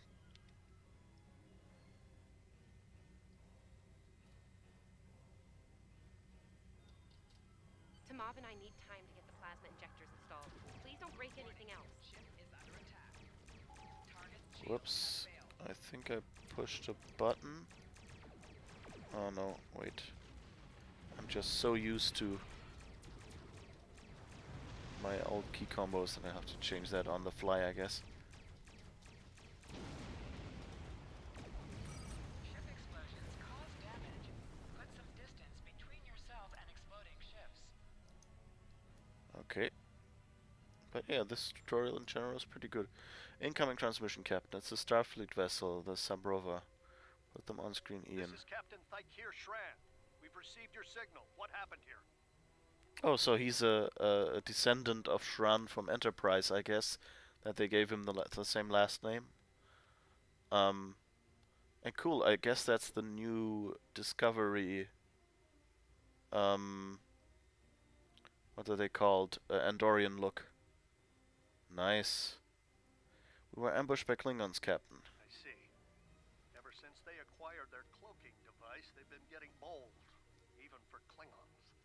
You're lucky to be alive, Cadet. Which reminds me, you're on Captain Schaefer's ship. Where is he?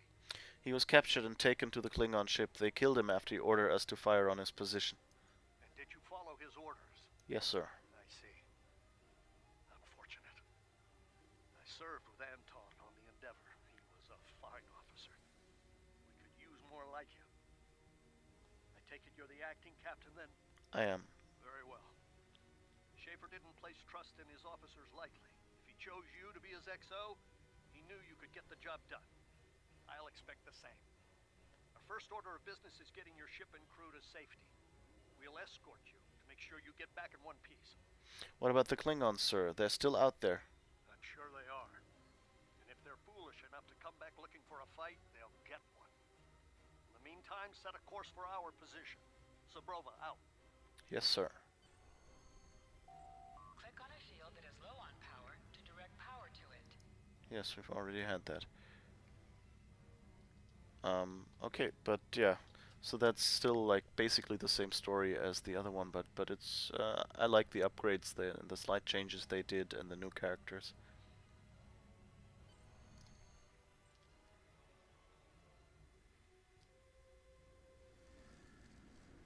Oh, and it's the new effect for decloaking. That's nice. So, the wolf now fights with its cubs, eh? No, stay focused.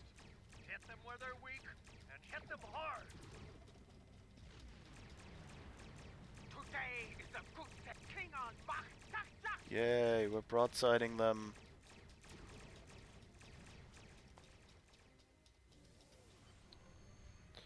Not really used to these new Klingon ships. We were on our way to check in on another Starfleet vessel when we received your distress signal. That vessel is still not responding to hails. Considering what happened to you, I'm beginning to fear the worst.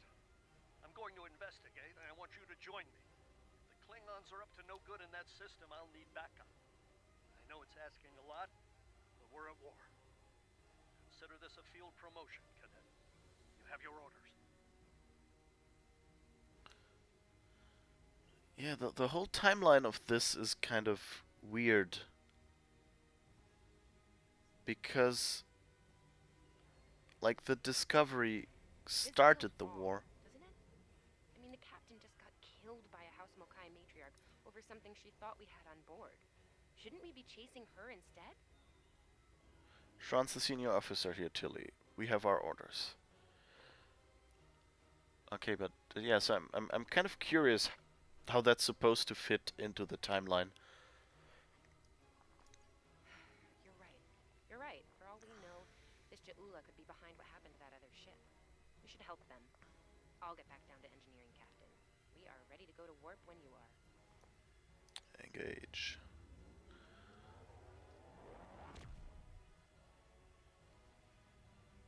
So taken alone by itself, I like it. The Continuity things are a little confusing for me right now. We've arrived, Captain. I'm reading the Ticonderoga dead ahead. Our orders are to make contact with them and find out why they haven't responded to our hails. Ticonderoga, that was the aircraft carrier, or not aircraft, but like spaceship carrier on Space Above and Beyond, wasn't it? Very good. Set a course for the Ticonderoga. Okay, and just because we just got a better phaser bank, let's equip that. And this is a better impulse engine. We also want that. What's this? A hypo spray and a full auto rifle. What does this do? Phaser damage, expose attack. So the thing is, the expose attack means that you can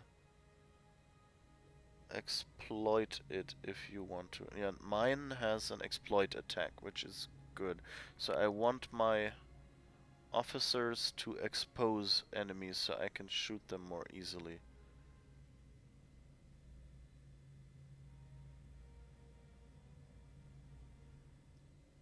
So let's give that to her.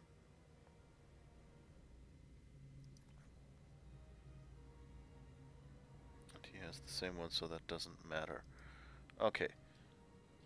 So that's only ground weapons, so not really static. Ian, can you boost the signal? On it. Compensating for local interference now. Hailing frequencies open, Captain. It's funny, that character looks a bit like one I made. So that's fun. We don't see the Discovery until months after the Battle of the Binary Stars. The Shenzhou started the war, not the Discovery. Oh, good point! Thank you. Okay, so it all fits right. Because Tilly wasn't on the Shenzhou. And so, of course, I thought like they wouldn't just, you know, like take such liberties, but you're right, I conflated the Shenzhou and the Discovery. Thank you, Ragnats. Good point. Yeah. So yeah, then it all works because I mean Tilly is still a little too resolute at the start of this. But then again, you know, you could say maybe she was more sure of herself when she started out, and then this happened and she got a bit more nervous when she ended up on the Discovery. You know, you can kind of explain it away. So actually, yeah, then it works pretty good. I totally forgot that, of course, the Shenzhou was the first ship. Ticonderoga, this is Nora, please respond. Can't say I was expecting either of you out here. Care to fill me in? Let Captain Shran We explore. weren't able to contact you earlier. We were escorting these cadets back to the Sol system after they were ambushed by Klingons. Under the circumstances, I thought it wise to investigate your situation here. Apologies. I suspect the local anomalies are interfering with our comm systems. I'm sorry to ask this, but where is Captain Schaefer? That's quite the story, Cadet. The loss of Captain Schaefer is a blow. He was one of our best. I realize this is a trial by fire for all of you. You're doing well. Hang in there. Thank you, Captain. Starfleet has received reports of Klingon activity in the region. We've been ordered to check things out here. They might be hiding in the cluster and using this as a staging ground. As you can see, the area plays havoc with our systems. I see. We've already launched 9 probes. Now that they're active, we can do an in-depth scan of the area. Is there anything we can do? We could use your help. If all 3 ships collect data, we should be able to complete this quickly and deal with any Klingons we might come across. Any questions? None. My crew is up to the task. I can see why Schaefer picked you to be his XL. Don't let that confidence get the better of you. If you need help, ask for it. Starfleet needs each and every one of you.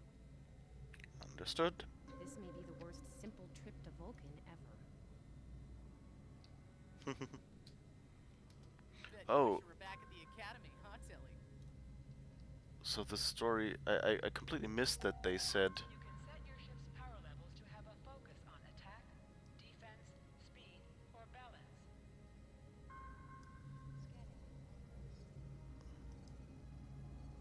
Picking up large pockets of radiation, but there's something off in the readings.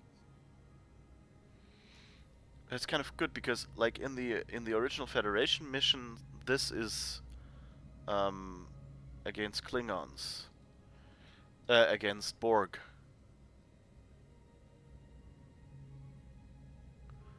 Yeah, voiceover, sure, I can do that.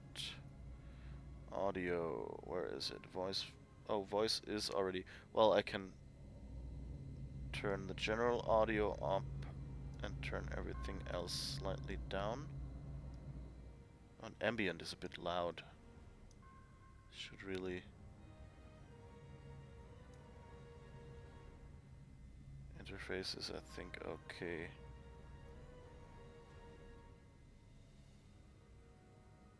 Yeah, and voice is full.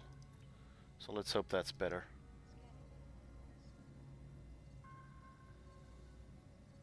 Durant here. Are you seeing the same ETA radiation levels that we are? I'm not sure that a normal scan will be enough. We might need to do a full multiphasic reading.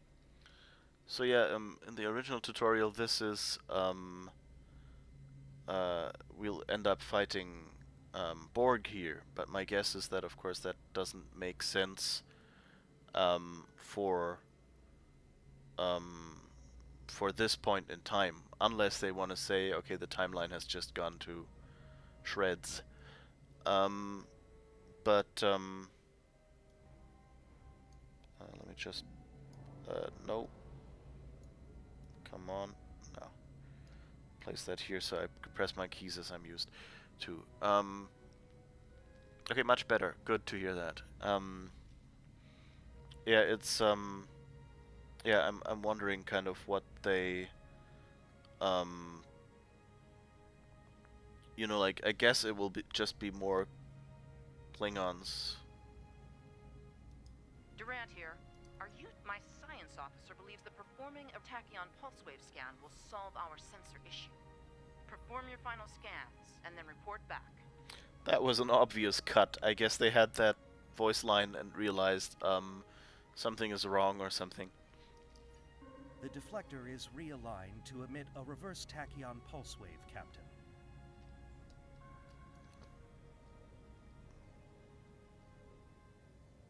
Reading an impulse spike. Captain, it's the Klingons! Ship is under attack. Yeah, one more Klingon ship. Target shields have failed. Come on, let me get that torpedo out. I can't turn. Now, finally. Wasn't able to turn quickly enough to actually get it into torpedo range. Oops.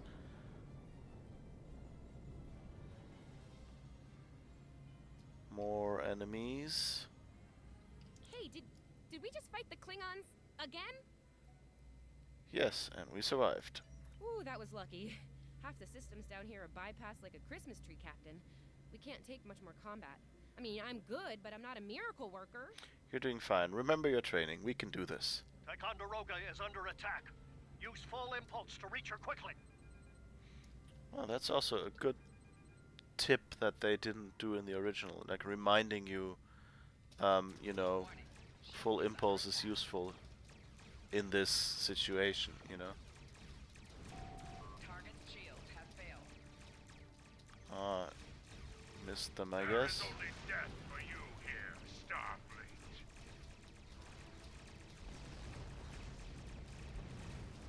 Okay. Got them. Multiple Klingon warp signatures inbound. Taking heavy fire here. Request immediate assistance.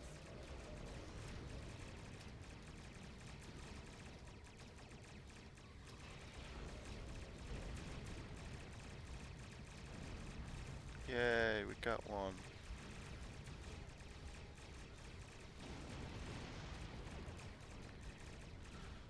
will be interesting how this battle will be. I don't know if we can handle more Klingons. Target shield has failed. Trying to remember, like, the original ship. I think this is a mix of 2 of the original tutorial missions, isn't it? I'm trying to remember, like, if I'm conflating. I mean, there must have been, like, a final fight with the Klingons as well. But this area kind of reminds me more of the Borg situation, especially with the scanning before. So I think they combined, like, basically 2 missions from before, like, Remember in the your general training. design. You are Starfleet officers. You're prepared for this.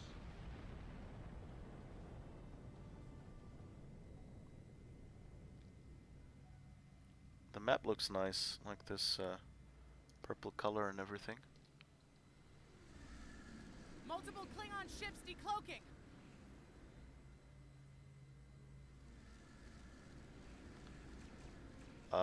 Oops. Yeah, this feels like the... Too many of them.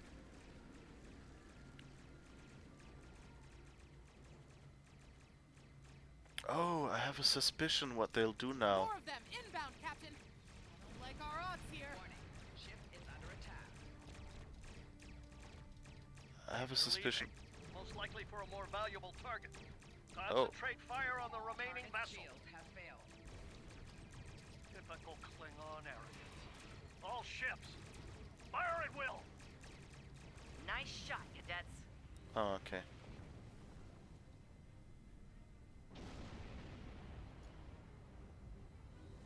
I think I know what the Klingons are up to here. They're using this system as a staging area.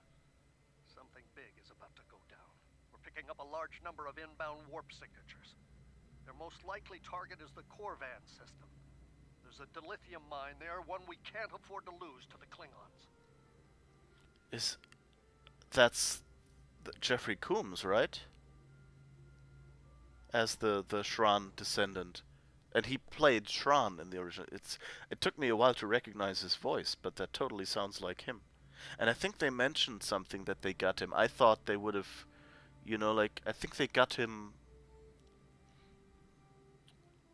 for, what is his name? The Vorta. I think they got him for at the last expansion for the Vorta. And so I guess they now also got him for Shran. That's cool.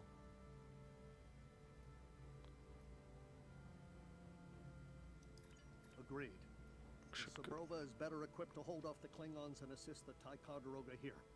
Once you've warned Corvan, return to the Sol system. Understood. We'll set course for Corvan. Can you stop the thing? Okay, yeah, so this is basically the Borg mission. Just with the Borg removed. Like, structurally. You're being attacked here by a lot of enemies, and your cadet ship gets away, and the others stay to fight for a while. And you have to go ahead to the planet that will be assimilated by the Borg. So they skipped a few missions, so to say, out of the Fed tutorial, but it's basically still roughly the same story. That's fun. How they remixed that. Understood. We'll set it. I'm wondering, like, if they're, you know, taking the opportunity to, like, with these missions, like, can they then use the work they did for this and do a version of the Fed tutorial that has, like, that uses the new lighting information that they put into this mission and the new colors and the new voice acting and things like that? Probably. And, you know, the new characters, like, you still get Shran or whatever. He might just have a newer uniform and be Shran and not his descendant or something.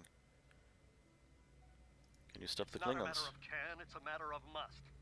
We'll buy you as much time as we can. You should have enough time to warn Corvan. I've hailed Starfleet Command and requested backup. But you and I know that we can't wait for them to arrive. Corvan can't wait. Understood. We'll set course for Corvan. We have to make our way to Corvan as soon as we can, Captain. I just hope we're not too late to warn them. Are you ready to go? Alright. This is cool. I like this. It's Red alert! All hands, battle stations!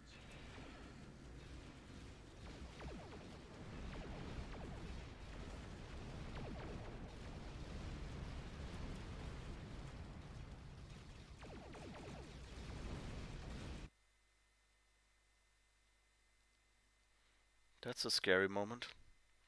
Of course, what they can do now is say that the Glen, or alternately the Discovery, of We need course. to warn the Corvan colony about the Klingons. We'll do what we can to hold off the Klingons here and repair the Ticonderoga. Good luck. No, wait, it could only be... It can't be the Discovery, but the other ones already had a working drive. I think it was the Glen, right? The Glen showed up in the intro, but I forgot what the name was in Discovery of the sister ship. I think it was the Glen. But so it could be that that one could get here faster and rescue them or something if they wanted to do that. And I think it would roughly fit with the timeline. Don't think it's really necessary, but you know, like if you do Discovery, you kind of want the Spore Drive in there somewhere, I guess. You need to warn the Corvan 2 colony about the Klingons. We'll do what we can to hold off the Klingons here and repair the Ticonderoga. Good luck.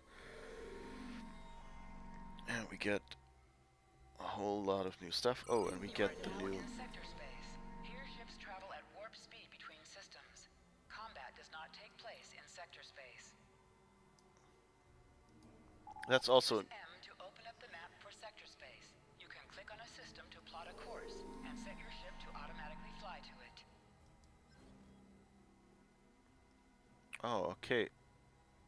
So this is the special Discovery era map.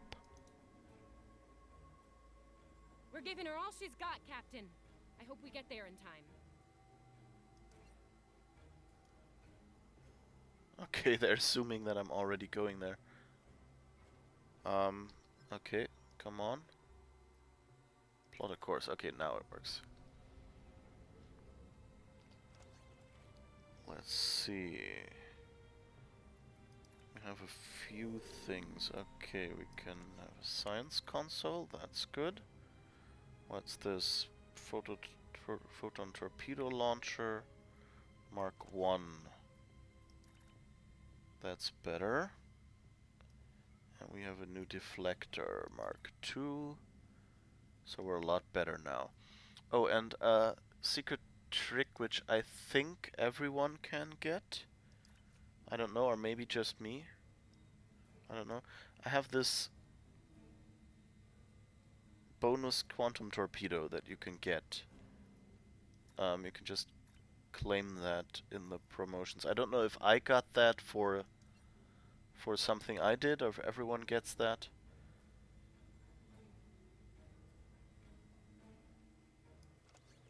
But it's actually a good thing to have. Okay, next mission, I guess. Go to Corvan system.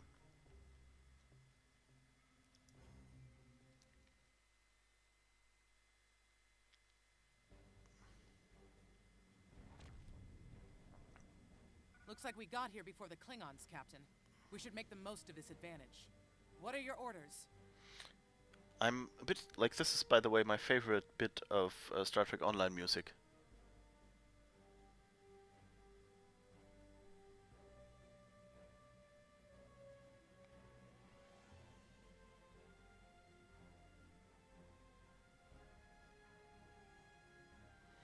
And it feels to me like old Star Trek, but somehow it doesn't feel to me like Discovery. So playing Discovery with this music is kind of doing my brain in right now. Not in a bad way, but like just there was this moment where I went like, well, that's the wrong era. We need to warn the colonists. I've managed to establish comms with the colony. It's not a great signal, but it's the best we're gonna get. Putting him through now. On screen. Hello, Captain. What can I do for you? A Klingon attack force is coming. You need to evacuate. Run that by me again. Your signal's breaking up. Did you say Klingons? What about them?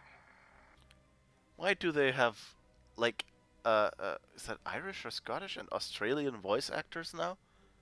I mean, it's good, you know. It makes the voices more interesting, but this expansion suddenly started that.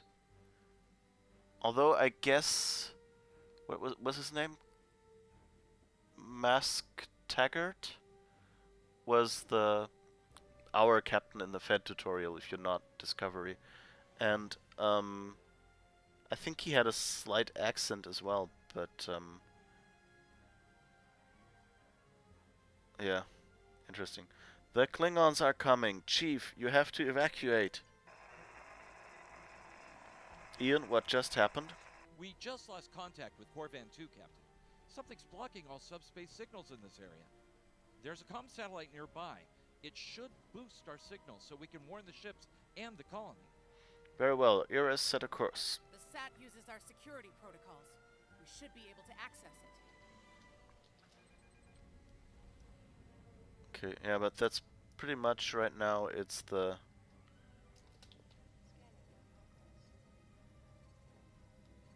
Our hails are still blocked. The Klingons may be attempting to isolate the planet before they land. Orders, Captain? Desmond, can we lock onto the colonists? Not from orbit, Captain. The Klingons are disrupting transporter operations at the local level. Colonial evacuation on a mass scale could be problematic. We may have to try to hold the Klingons here until Starfleet reinforcements arrive. Let's help however we can. Klingon forces inbound on an attack vector, Captain. Yeah, okay, it's basically the same, like even the same arrangement. Like the mission, just that it's Klingons. We need to help them. Target shield has failed.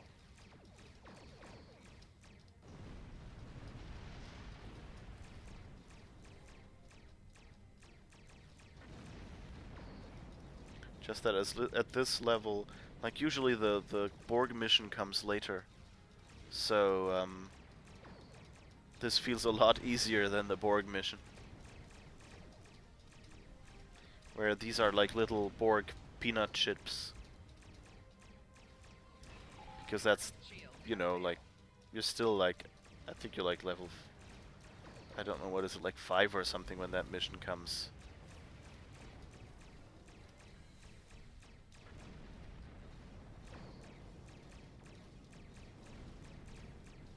Guess it's a good variant. A good variation. I'm kind of wondering, like, I guess, you know, you don't really need to rebalance anything. Target shield has failed. Okay, anyone left? Nope. Good. Captain, I have short-range comms again. Long-range signals are still blocked. I've updated the colony. However, the Klingons have started to send down attack squads. What are your orders? We'll do what we can to protect the colony. Captain, the civilians are trying to fight the Klingon landing craft. I think I can break through the Klingon jamming and hail the civilians.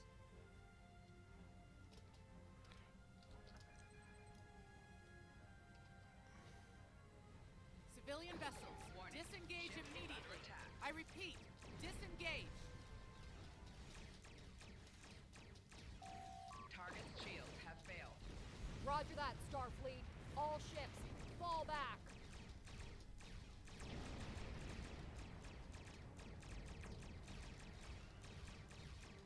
All civilian ships have safely warped out of the system, Captain.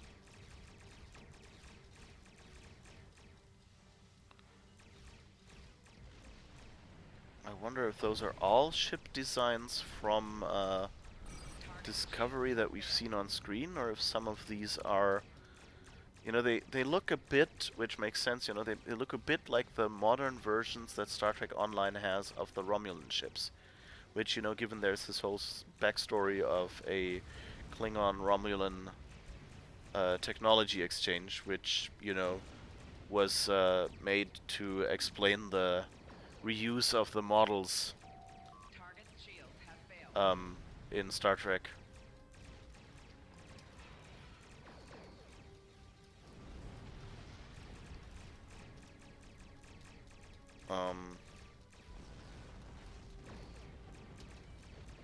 that would kind of make sense that these modern Klingon ships look similar to, or these different Klingon ships would look similar to other Romulan ships, maybe.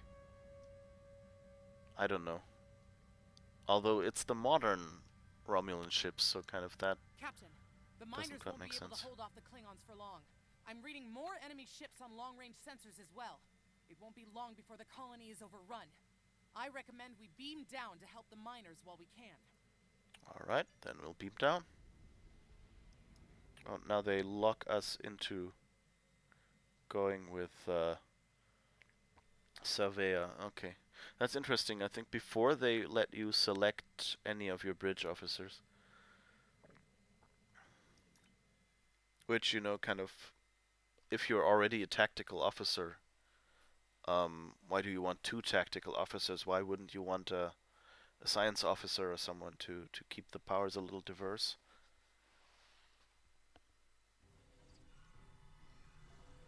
Oh, this isn't good. According to our readings, over half the colony has been overrun by the Klingons. At the rate they're moving, this area will fall in less than an hour. Understood. Let's do what we can to help the colonists. Lead the way, Captain. I've got your back. Move out. Okay, this looks noticeably different. I don't know if the map layout is roughly the same. Lay the gate closed! We have to get out of here! And leave the others to die? Starfleet's we have here! to help them! Oh, thank goodness. Okay, that is basically the same scene.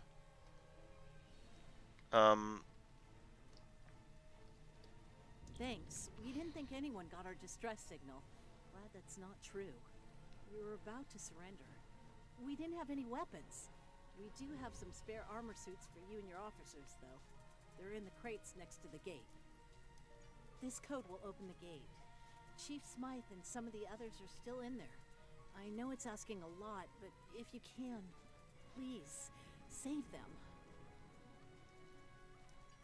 Here are the codes to the gate. You have to save the Chief and the others.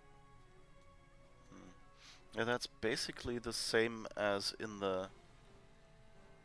that tutorial for the Fed, but like they shortened the approach here. I think you fought a whole bunch of Borg just to get here before, like went down a mountainside and things. Starfleet's here, yes. Press the U key to view your status or the status. This is your character. You can Okay. equip your bridge officer by selecting them. Okay, bridge officer gets armor.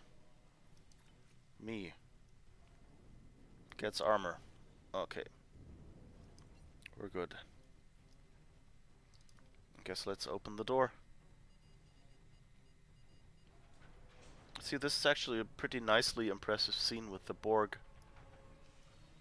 I guess they'll have to change the ending. There's a lot of Klingons down there.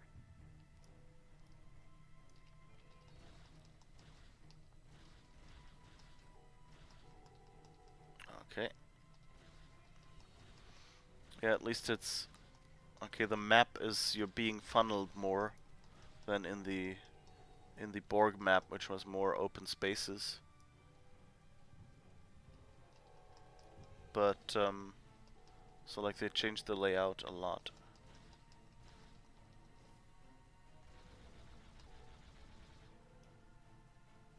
And like you're... Starfleet can't help you now!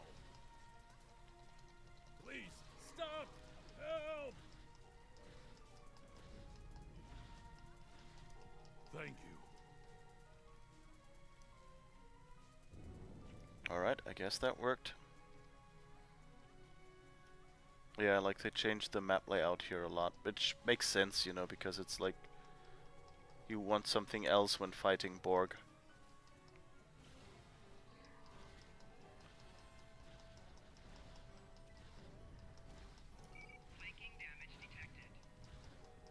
Whoops. Starfleet, we're saved! Starfleet, we're saved! Well, not if I die here, because I'm standing right in the line of fire.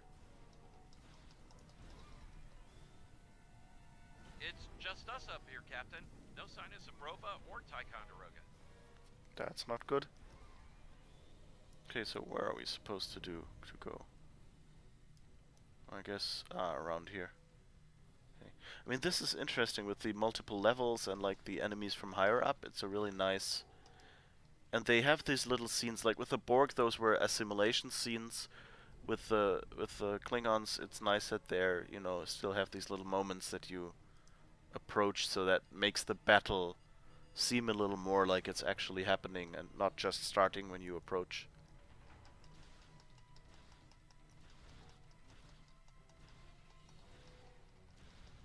Stay back! I'm warning you! Hang on. You're Starfleet! You were the one who contacted us, yeah? Okay, and that's different moment as well. Like, this is one of the silliest moments in the original tutorial, where basically the I'm glad you're here. As I'm sure you can guess, we're all a little on edge. If it wasn't for Fletcher visiting family here, I'd have eaten a disruptor blast by now. Not to be critical, but where are the rest of you? this is it. The Nora is in orbit. Oh, that's not good. We're in big trouble. These Klingons mean business. They've locked us out of the mine. Probably down there robbing us blind while we speak. No way we can beam anyone down to stop them. And they've probably killed all our security there by now. We'll do what we can to help, Chief. Glad to hear it. We're definitely going to need that help. There's some gear in those crates. Use it. Take a kit and equip it. Thanks. I'll retrieve the gear and we'll go from there. So in the Fed tutorial, that was kind of similar. At this moment where we meet the, I think it's the mayor of the colony or something, the soldier defending us, defending him, kind of approaches us and whacks us in the face, and that kind of like, that feels so weird. Okay. And interesting that we get our kit here. I don't think you get that at this point in the... Yeah, you already have the kit, I guess, from another mission. Oh, it's a kit module, right? Not a kit. I don't even know what... Do they still do kits these days? Like when they changed this arrangement, you know, they have them. Security field on the mine, but I have an idea. Hear me out, okay? Make it fast. Okay. I think we can hook up the field emitter to the power core and modify it to broadcast a field over the entire facility. It's a short-term solution, but it could be what we need to keep the Klingons from getting any more of their troops down there. That just might work. I know, right? Well, first things first. I'm reading a device at the base of the mine entrance. If you can set up a jumper between it and the main command console, you'll be able to reroute the field's power flow. That'll open up the mine for you and set up things for my plan. Right, we'll reroute the power. Okay. So I guess, yeah, we have this one now. Let's just... Yeah. I have now grenades. Yeah, and at the... In the Borg mission at some point we get this security officer. So where are we supposed to go? Here. Oh, okay. Maybe here? Ah. That was the device she meant.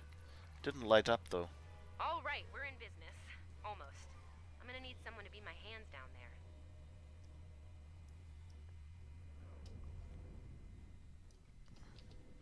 there. Hey, nice work. Perfect timing too. I can hear the Klingons coming. We're about to have some really unpleasant company. We'll deal with the Klingons. Can you reroute the power? Lend me your communicator. If your engineer can walk me through it, I'll get the job done.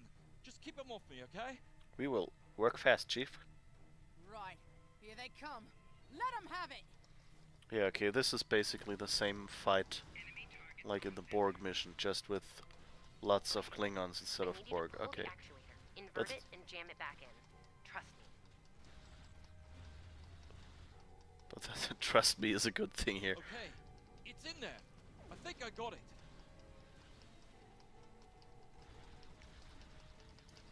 Oh wait, I can throw grenades. Now manually cycle the power while forcing a short through the jumper. It's a bit... Medic! Oh. Oh, and don't electrocute yourself. Please. Come on. What?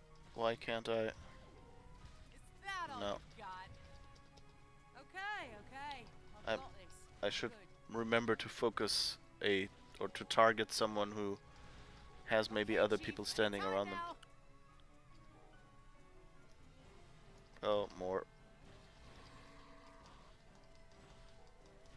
Look, I'm doing this as fast as I can. I'm a miner, not an engineer.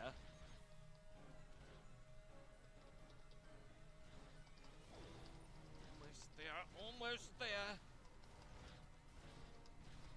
Alright. Shooting a lot of Klingons. She's not doing too well, but I think we're done. We're doing... It's a nice scene. We didn't have that. We didn't have that in the Borg thing either. The system is still clear, Captain, but those Klingon ships are getting closer. The faster you can finish up down there, the better. Acknowledged. Stand by, Chief. Thanks for your help here. Least I could do. Thank you for putting your lives on the line here. We won't forget it. You didn't have to come help us, least of all by yourselves. But we're really happy you did. Let's go. Fletcher, you're with me. Okay. You got it. There's no way I'm sitting around and letting the Klingons take this place without a fight. Oh, and sorry about that whole phaser in the face thing earlier. Won't happen again. That's interesting because that's the moment that didn't happen that I mentioned. Don't worry about it, or the Klingons. Klingons worry about me, not the other way around. Let's go. Okay, so I guess we're going this way somewhere. Oh, okay, no. Oh, we're going into the mine, I guess? Oh, right, yeah, okay. Oh, that looks like... that reminds me of the map and what lies beneath.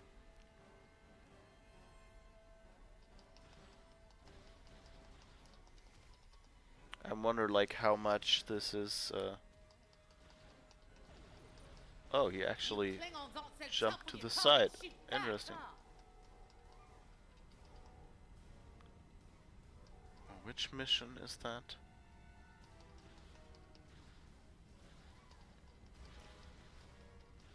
Trying to remember which, like, this definitely is not, like, anything that was in the Borg mission, so I like that.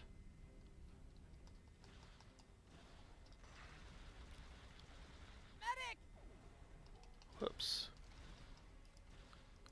Can we revive her? Oh, resuscitate. Okay, that's how it works here. It's not an actual resuscitation, it's just a moment for drama. I owe you one.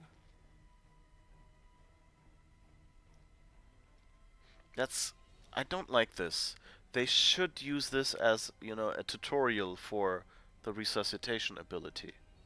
They should make me actually use that ability and not just go and say push a button, because then when I see like another bridge officer fall over later, I would probably not expect it to use resuscitation. We'll just have to knock.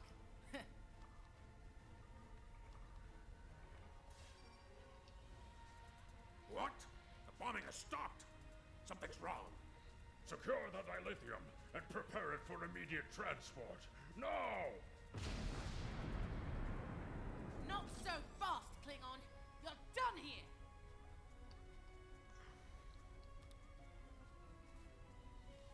Black screen. Ooh, spooky. Alright. Go back to Kronos while you still can.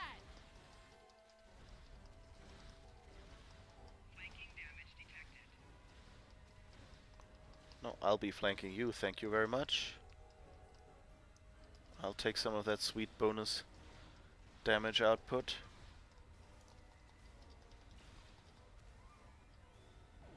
Aw, you ran away. That's not nice.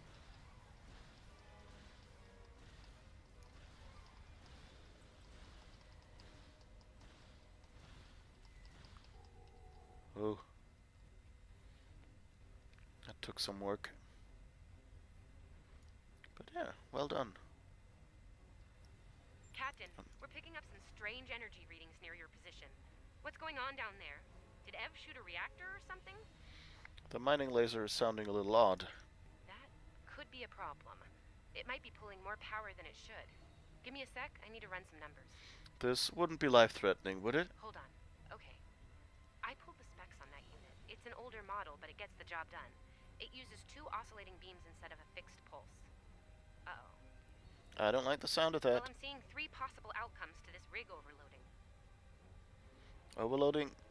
Never mind. What are the outcomes? Assuming the rig can handle the increased output, the beams will just keep on oscillating until they hit the planetary core. And then, boom. Right. Boom. Not acceptable. So, outcome 2. The rig does not handle the power spike and automatically vents the excess energy, violently. The blast hits the field we just put up, partially reflects, and hits the colony. Boom. Is there an outcome that doesn't involve a boom? Outcome 3. You managed to trigger an emergency shutdown before the rig goes nuclear. Still a bad thing, nuclear. Not as bad as, say, a warp core breach, but still bad, so we should definitely try to avoid that. Let's go with that option. Okay, I found the emergency shutdown mechanism, and good news, it's really easy to operate. It's just a pair of simple switches on 2 separate consoles that have to be activated at the same time.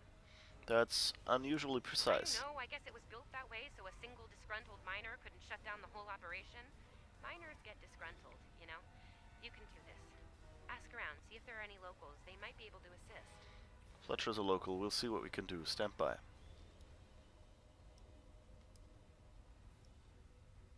Okay, she's already standing there.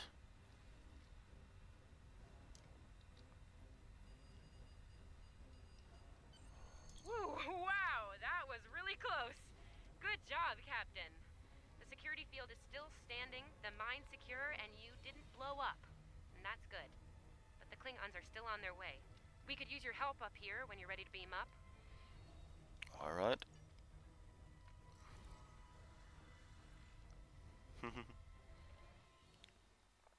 I'm trying to remember if there was any mission like that, so like... The colony's security field is holding strong.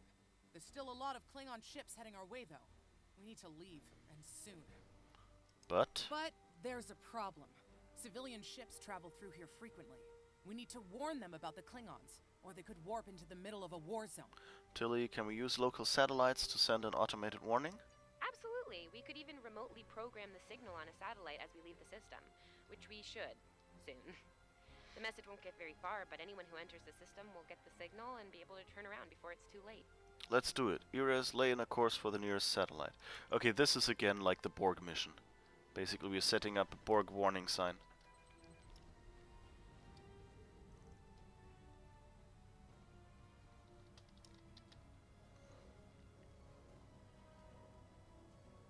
We've definitely got their attention, Captain. Warning. Here they come! Is under attack.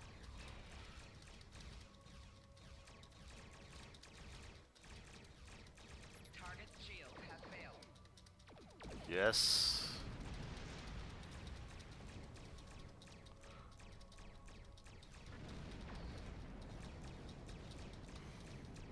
I'm wondering whether they'll be mixing... So if you've played the original series missions in Star Trek Online, you'll know that there is a mission that's kind of similar to this, where you're being surrounded by lots of enemies and attacked. And I'm wondering whether they're doing that here. Because we don't really have... Getting a real Kobayashi Maru feeling down here, Captain. Just Yeah. being honest. Exactly, the Kobayashi Maru. You will die as warriors, Starfleet.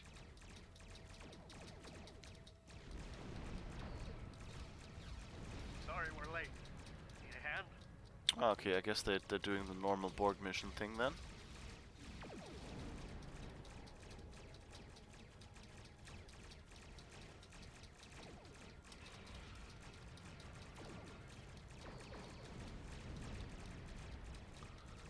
shield's still too far up. Now when I just...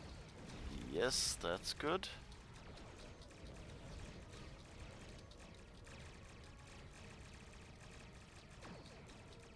Ah, missed. I don't like when I miss.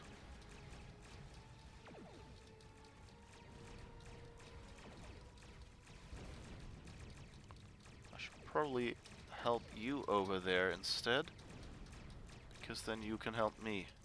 How's that?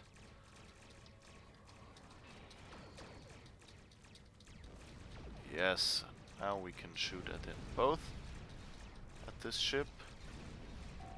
Target shield have failed.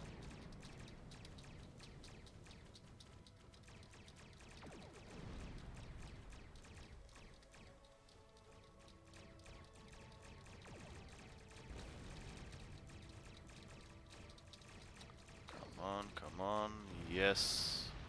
Corvan 2 is ours, Starfleet. You have lost. They won't take us Uh-oh. without a fight, Captain.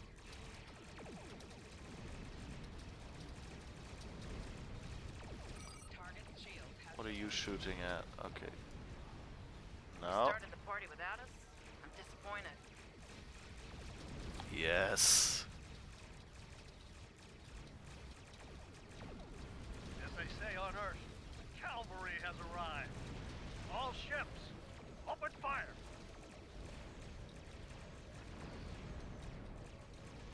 I want... Which should I shoot at? I don't really know. Because it seems... okay, this one is being shot at by some of the others, so let's shoot at those then.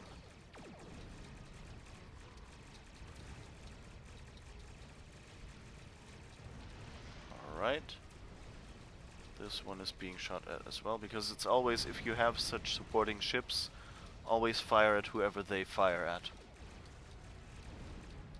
Because, you know, extra damage, and once you have one ship out of the equation, you gain, you know, or you return to sort of having strength in numbers, or at least, you know, you're not outnumbered anymore. Yes. Alright. That was fun.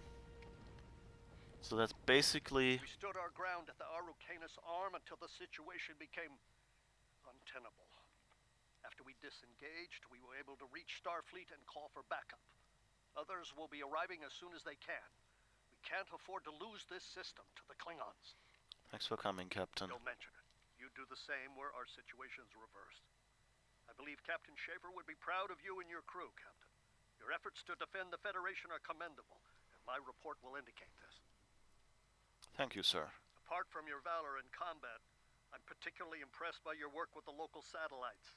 Turning them into distant warning beacons was quite clever. Those signals will save a lot of lives. Corvan 2 is still in danger, sir. Indeed. I'm sure Starfleet Command has detailed plans for defending Corvan. For now, however, your work here is done. You're to report to the Sol system with the civilians you've rescued. Once you arrive, report to Admiral Kensington for debriefing. Understood, sir. What about Fletcher? Fletcher would make a fine addition to your senior staff.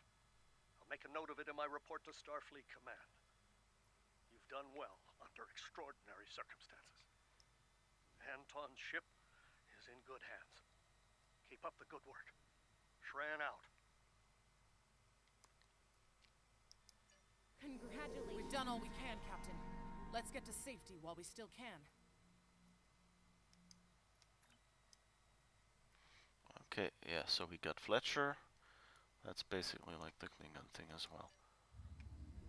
But I like this so far, what they did. It's really nice with this mission. Like, it's similar to the other tutorial, to the Federation tutorial, but I think it's really nicely streamlined. Everything we went through out there, going back to Professor Shermer's advanced physics class doesn't seem as scary now. I mean, what's string theory compared to dodging Klingon disruptor blasts or trying to keep a warp core stable? Speaking of scary, think Admiral Kensington's gonna go easy on you?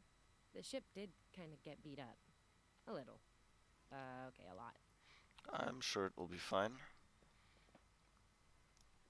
Now report to Admiral Kensington. Okay, where is that?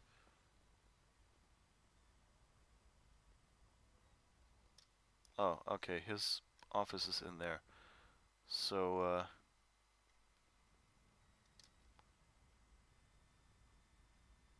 huh. Interesting, we have a Tilly running with us. Nobody else seems to, so my guess is probably nobody can see that around me. The Admiral's office is this way.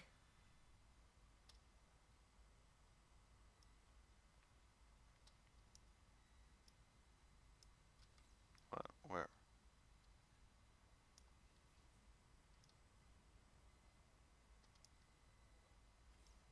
I was on the right way, okay.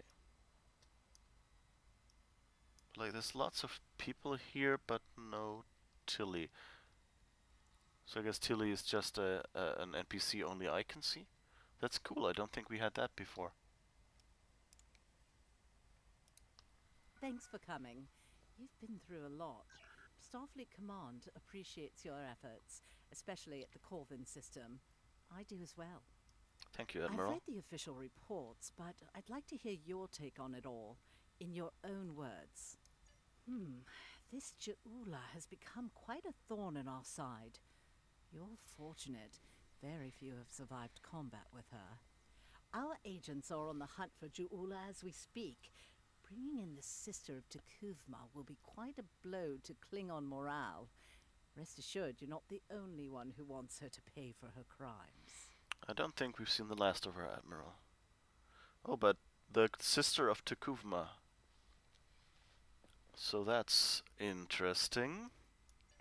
Neither do I, unfortunately. Well then, based on what I'm seeing here, you're exactly the kind of officer Starfleet needs now.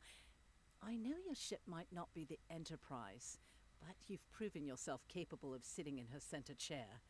The job's yours if you want it. Wait, which... Oh, I guess Pike's Enterprise would already exist at this point. Well, the Enterprise, but like the but under still under Pike and not yet under Kirk, of course, because Kirk is still a cadet here.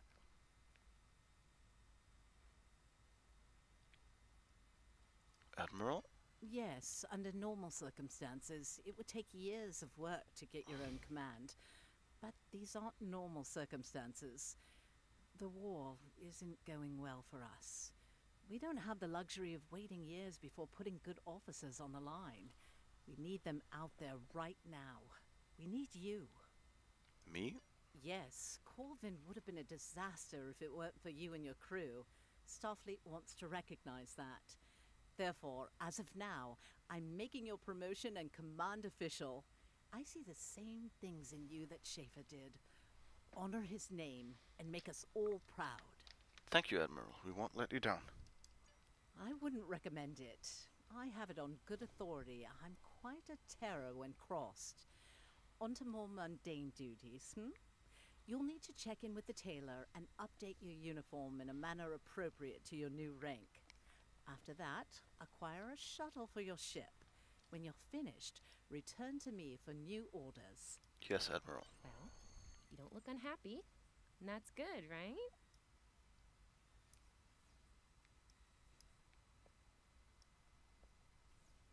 Your mini-map shows you where your objectives are. An arrow will appear on the mini-map if you are far away from your objective.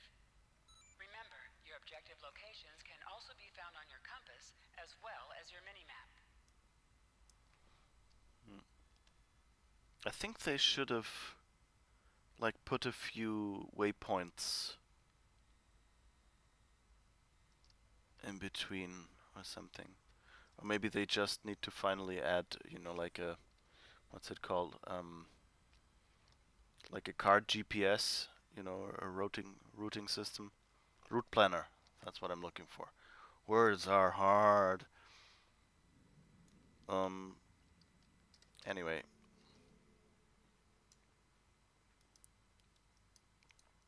The various shops are in the main campus building.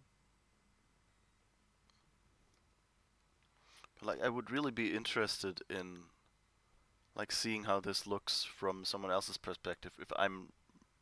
My guess is I'm alone, and Tilly is kind of my character's own personal hallucination, so to say. And that's, you know, that's something that we didn't have in Star Trek Online before. Like, there was always the same things. So now they're introducing us to these spots. It's interesting. I think in the later space dock, so later by Star Trek chronology, not by when it made its way into Star Trek Online, the tailor was over there, I think. So I'm a little surprised that it's now here. I had rumors about your recent exploits, Lieutenant. Congratulations on your recent promotion to command of a starship. I can help you adjust the details and particulars of your uniform within regulations, of course. This is a good time to update your uniform with a new rank insignia. Thank you. Show me what's available. So that's just the general... The shipyard officer is this way. The general tutorial where you can go into the character creator and, like, modify your character. The nice thing here, by the way, for those of you who haven't played Star Trek Online much, is that you can change a lot. Like, you can completely change your face. You can, you know, change skin color, hair color, you know, hairstyle. It also doesn't cost anything. Like, the you have total cost thing here is for if you want to buy additional uniforms, which right now there are none available in this era, but later there will probably be some available.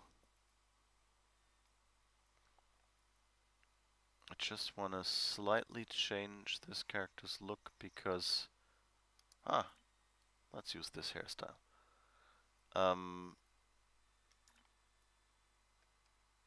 Oh, and I can change my rank insignia. So let's do that, just to be Discovery Lieutenant. Yeah, I am a lieutenant.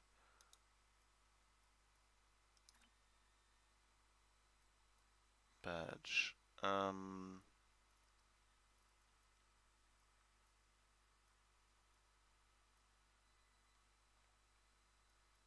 Ensign. It says lieutenant, but there is no...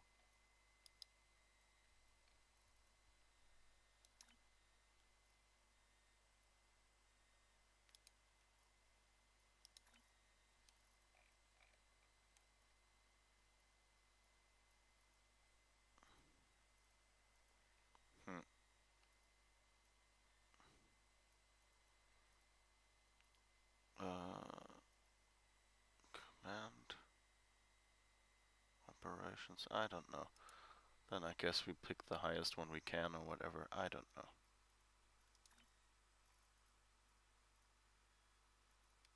Oh, let's pick this one.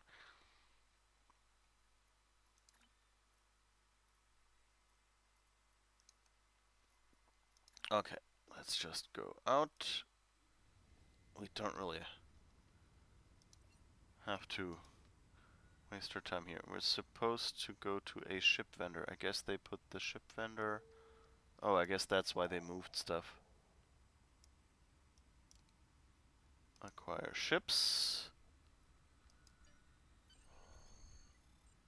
Okay, reporting incomplete. Looks like you're all set.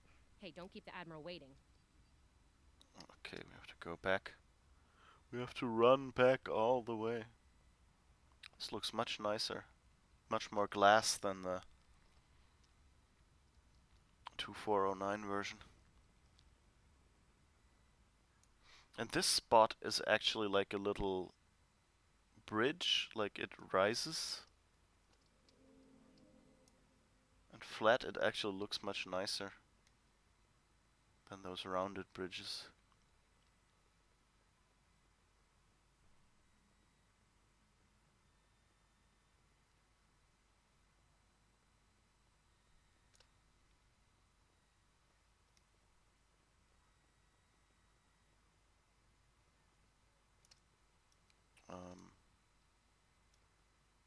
Might have taken a slight wrong turn. Oops.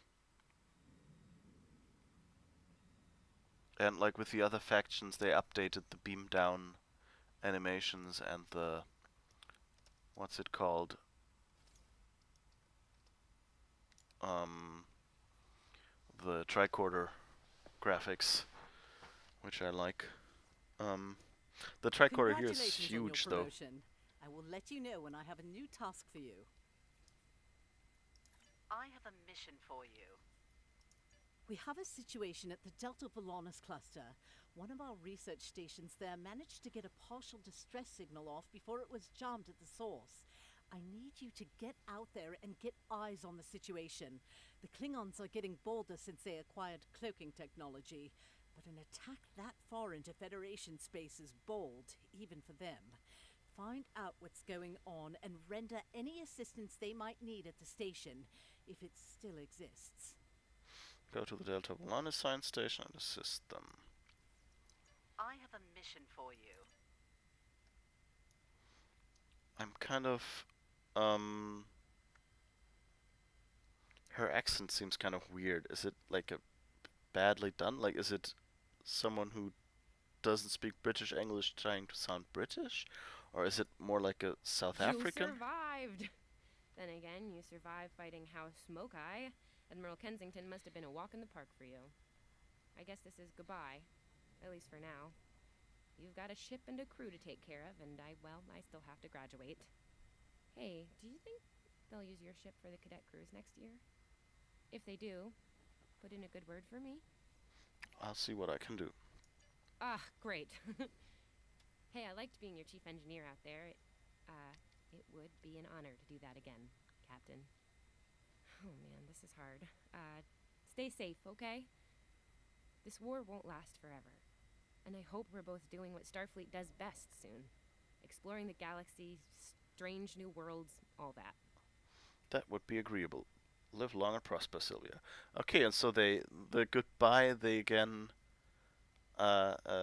tailored to the species it shows. That's nice. I guess I'll have to create a... Sorry, I guess I'll have to create a human officer just to see the other differences. Alright, okay, so I guess we beam up now, okay.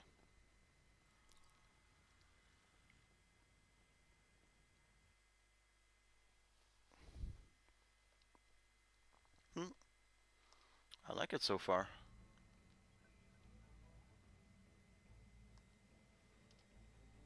And we're still in like the Discovery era universe. So usually this map is a lot larger. And what they already did for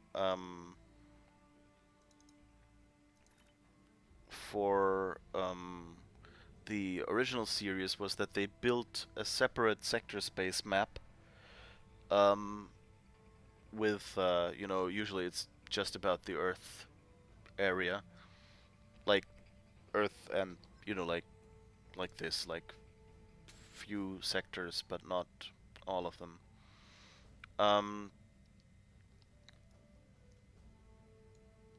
And then they let you and so you spend your start in there, and then at some point you're boosted forward in time to the other players, basically.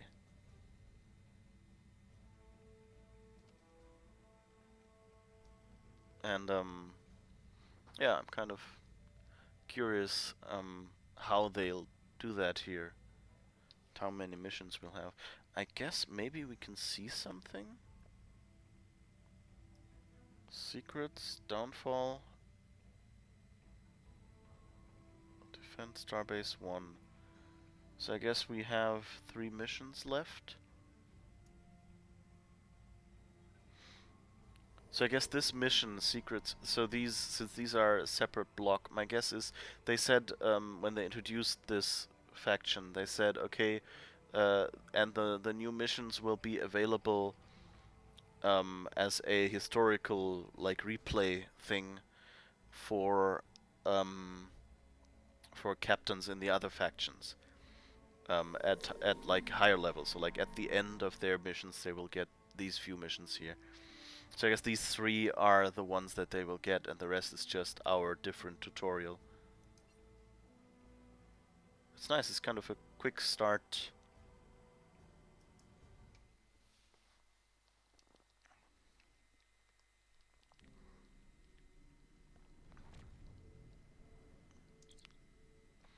Delta Voltanis station is just ahead. We're picking up some damage to the station on sensors. Looks like they've been in a firefight recently. Take us in. Could be Klingons on a cloak nearby. Scanning the radiation will cause the wave scanner minigame to appear. Oops. Wrong button. Okay. To play the minigame, use your arrow keys to line up the right waves. Yeah, that's what we did.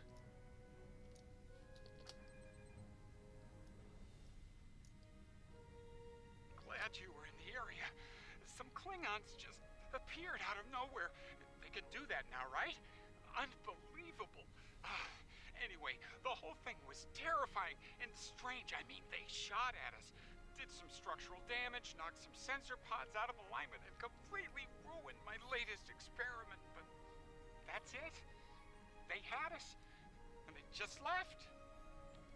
Just sounds a bit like a trap. How can we help here? Our tractor beam is offline. Actually, it's a fried little puddle of sadness, but offline sounded better. If you can, could you use your ship's tractor beam to move our sensor pods back into position? I'm sending the coordinates over now. That'd really help us get back to our research here. I mean, these gaseous anomalies won't analyze themselves, am I right? Okay, this explains why they have the Romulan music here. This is basically in the Romulan tutorial there is a mission that is with the Suliban Helix. And this is basically, yeah, basically the same mechanism. Nice. Sensor pod beta is online again. It's just that in the Suliban Helix, of course, it looks a little different. Okay. Sensor pod alpha is back online. Klingons are happening. A lot of Klingons. They're coming this way fast. Shields up. Weapons hot. They're gonna attack again. It's really silly. This is Delta Voltanis station. We're under attack. Target shields have failed. Those are House Mokai ships. We're in big trouble. So how does he know House Mokai? I know it's probably supposed to be for our benefit, you know.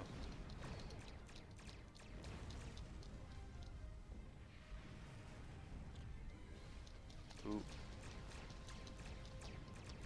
Target shields have failed.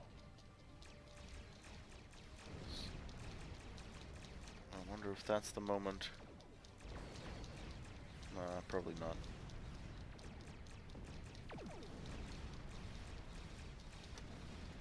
Whoa, whoa, whoa.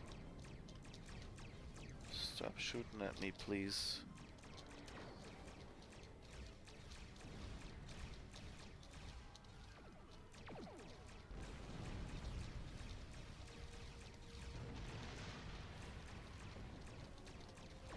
Alright.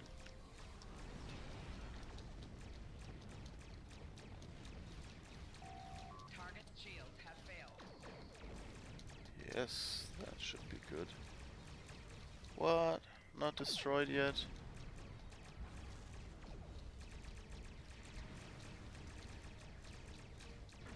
And I haven't even switched the balance of power here. Haha, balance of power. That was an unintentional joke, but I guess it works.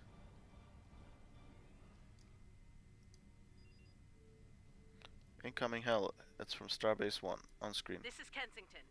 Sounds like the Klingons are making a push in that sector. We're sending some backup your way. Command's still analyzing these attacks, trying to figure out what the enemy is up to there. In the meantime, I need you to hold that system and protect the station. Stay sharp out there, and good hunting.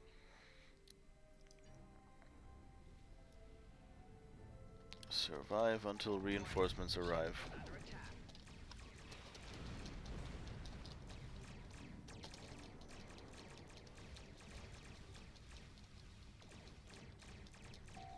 Target's shields have failed.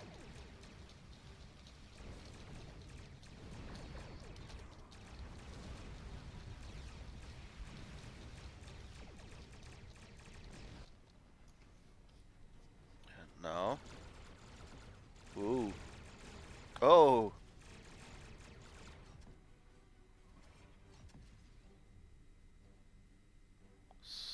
That's the Glen, okay, because they have the tardigrade, of course, so they were the only ones who could do stuff like that. Heard you could use some help. The target has arrived. All ships, fire to disable. Warning, ship is under attack. The target has arrived, okay, so they were looking for the Glen.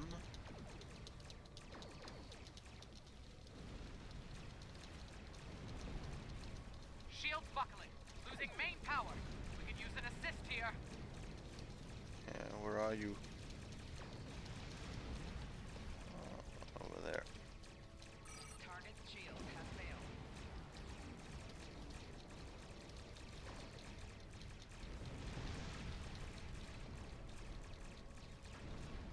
I wonder if that... Like, my gut says, since the Glen had the tardigrade, they could make it work. But it seemed like when Lorca and Discovery did maneuvers like that with the Discovery, that it was a new thing. So it seems kind of weird. Target's shields have failed.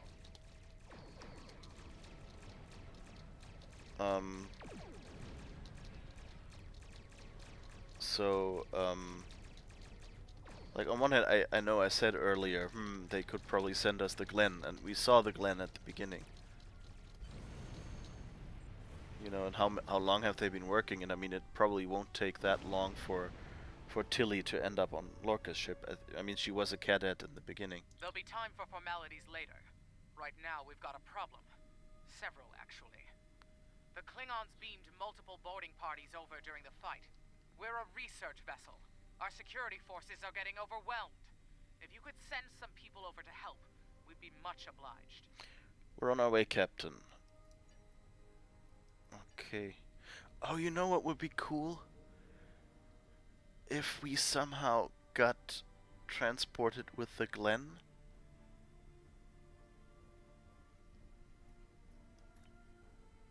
I hope they do something like that, that we end up, you know, in the... Ooh, ooh, ooh.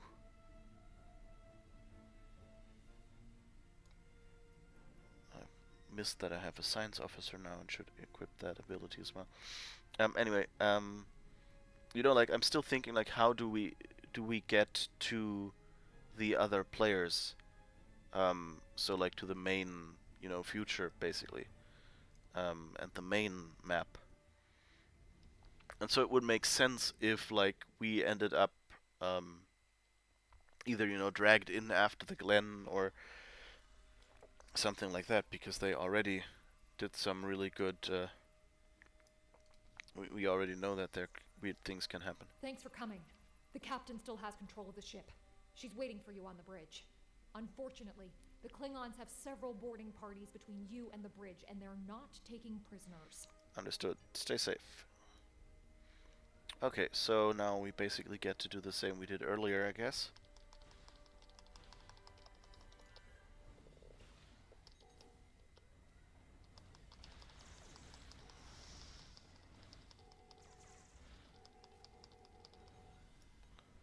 Alright. Those are all dead, that's good. Oh.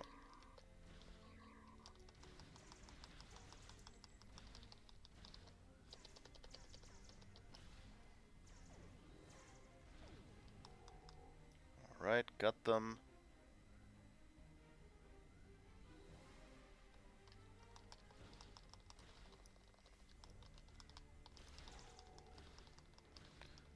It's kind of weird that they would already know that the Glen is of interest, you know, that kind of feels...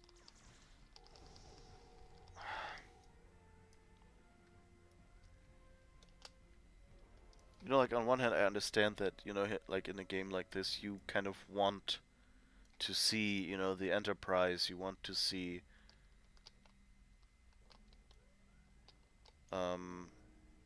you know, you want to see all of the... You want to see some of the characters you know. That's why it's a game about that show. Oh, dead. Oh, okay. Just thought, why is there nobody here?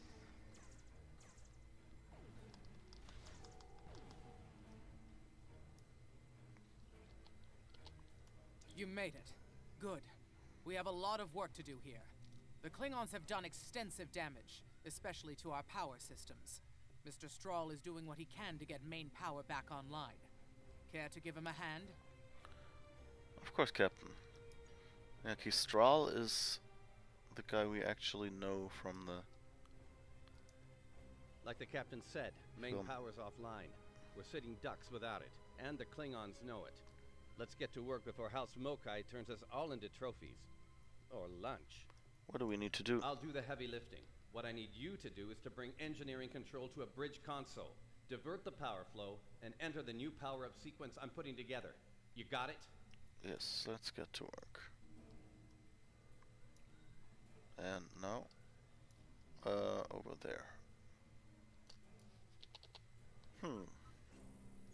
Engineering control is transferred. Go to the next console to divert the power flow.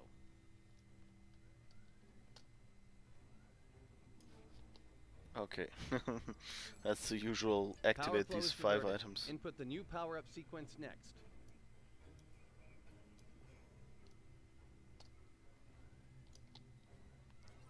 But, you know, we get to see the ship Nice and work. characters. Main power is back online.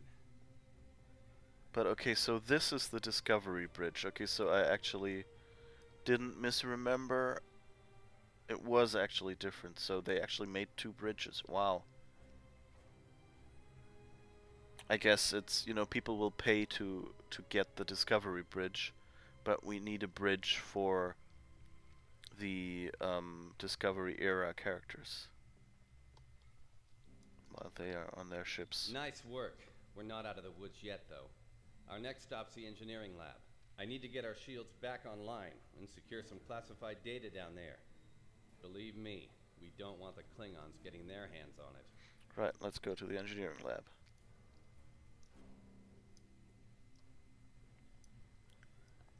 Okay, back to the lift, I guess.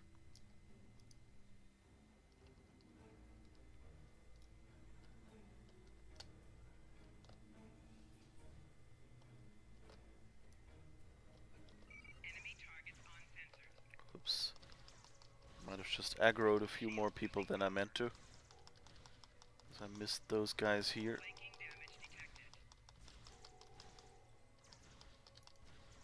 Who has routed me?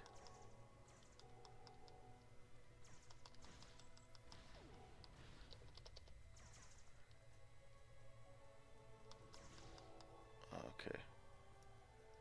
Got them.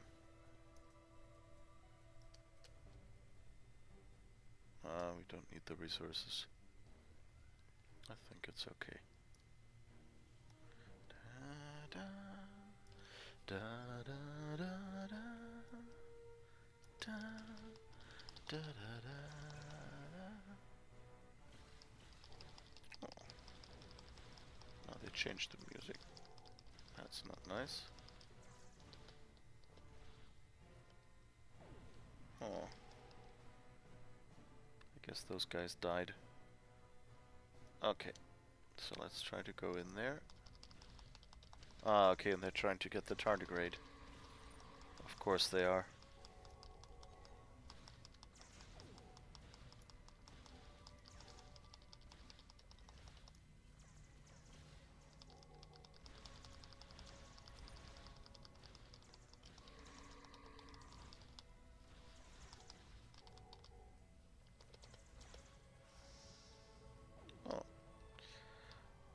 too late. Alright. And she's behind a force field. Okay. Not sure how she pulled it off, but that Klingon put a security field up between us. Jula, she's full of surprises. Jula? The Jula? This day just keeps getting worse. Look, I need to drop that security field. She's trying to steal that data I told you about on the bridge. We can't let that happen. Watch my back in case any more Klingons pay us a visit. Work fast, Strahl. Those Klingons are a little Most impressive, Starfleet. This tech weird. will win the war. This will bring supremacy to my house and the Empire.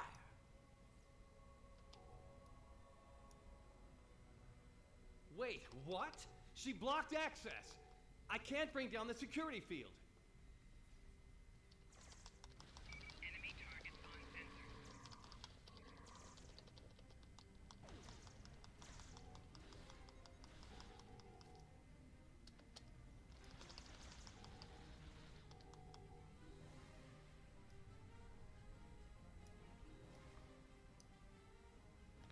So let's wait for our red alert to run out of combat, then we Damn, can she's talk. good.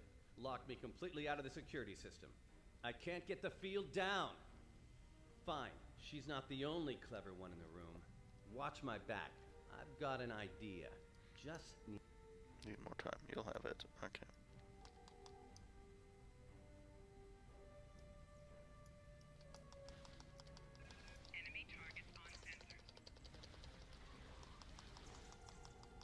Wait, she's dropping the field? Look out! Here she comes! Shields online. They can't beam out now.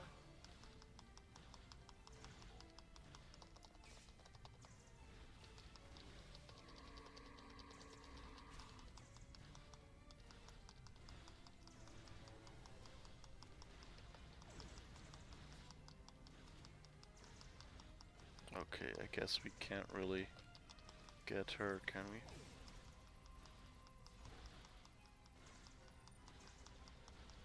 Can we?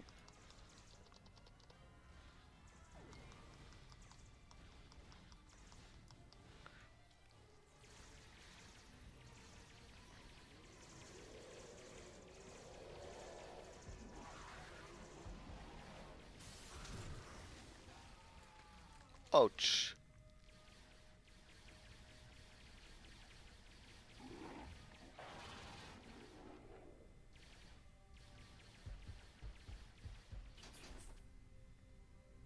Okay.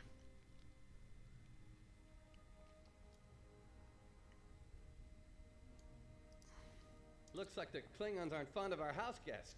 Shame, really. It's nice once you get to know it. Strahl, what's the status here? Ah, well, I have good news and bad news. Start with the good news, please. Good news is I managed to corrupt a number of critical data files before she stole them. There's only 2 people in the galaxy who can figure out that mess now, and neither of them are Klingons. And the bad news? The bad news, well, there's plenty of uncorrupted data in there that the Klingons shouldn't have. It was classified for very important reasons. We need to stop her. Of course, if half of what they say about Jula is true. It is. Great. Takuvma's sister, one of the deadliest members of House Mokai. Here. Wonderful. Okay. They must be headed to the shuttle bay.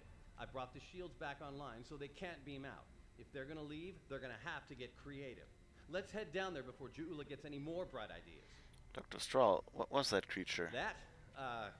You should probably make peace with the words, "it's classified," when it comes to what you just saw.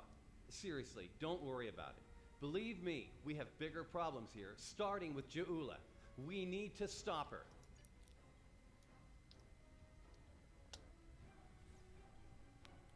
Okay. Let's go to stop her then. Woo.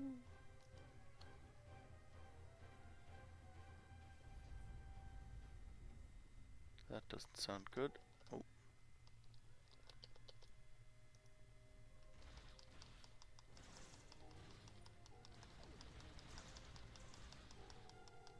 Yeah, that worked well. Let's wait a second or two until we can use our next grenade. I know, that only works in games.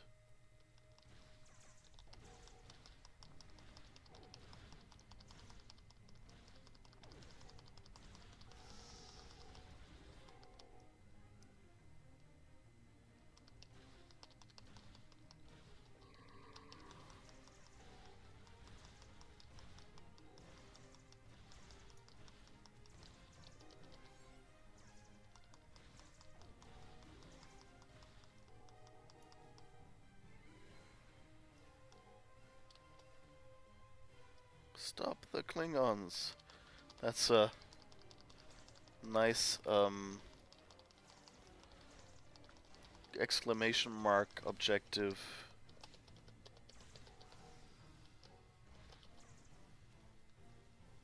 Yes, walked right into it. So nice.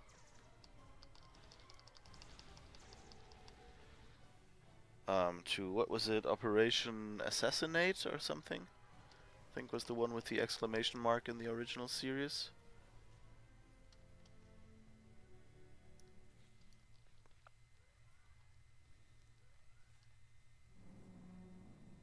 Do you hear that? Cutscenes have gotten a lot more detailed. Engineering, emergency transport of the specimen to containment.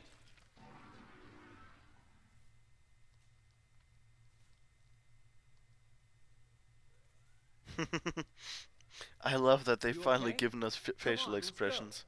go. We're almost there. We really need to stop Jula. After that, we're going to have a conversation about the creature doctor. Oh, that'll be exciting. Let me add that to my calendar. Right after we stop the insane Klingon with our top secret data. Less monster, more Klingon, okay? Now let's go. Okay, I guess we go this way.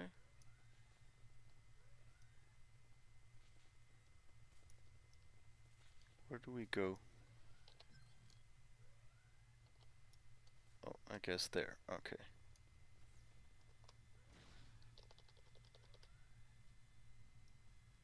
We're almost to the shuttle bay. Keep moving.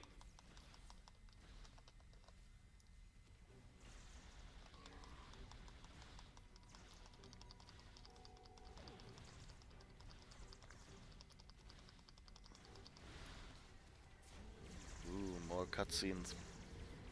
Oh no.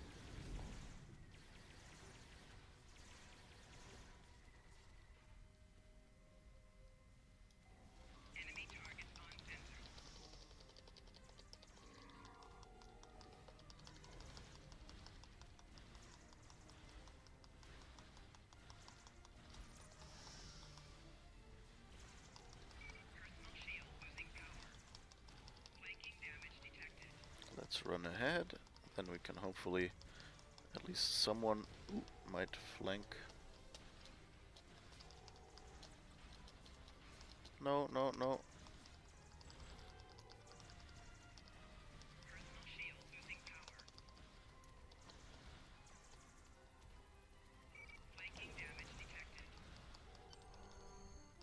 Does it really count as flanking when she's standing right in front of me? Few dead people here. She stole one of our shuttles. She bypassed deck security, got emergency evacuation clearance, and hotwired one of our shuttles. Unbelievable. If she wasn't trying to kill all of us, I'd be impressed. Options? Well, that's a short-range craft. There must be a Klingon ship out there waiting for her. We might get out of this yet. Now head back to your ship. See if you can find where she went. We'll do the same here. Okay, I guess we'll beam out and it will be tardigrade. What tardigrade? What monster are you talking about?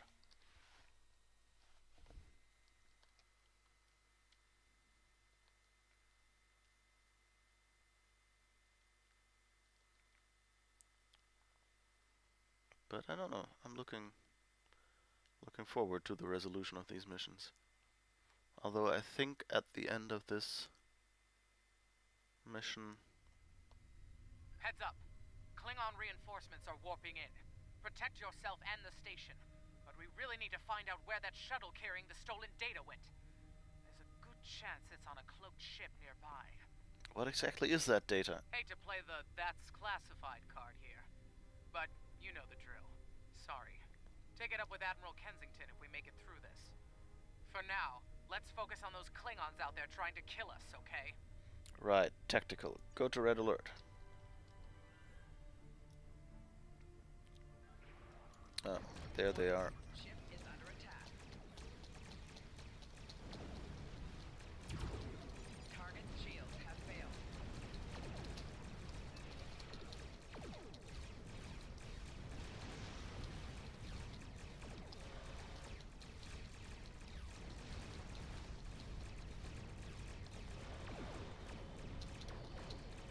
Yay. I like having an ability that will take someone's shields down.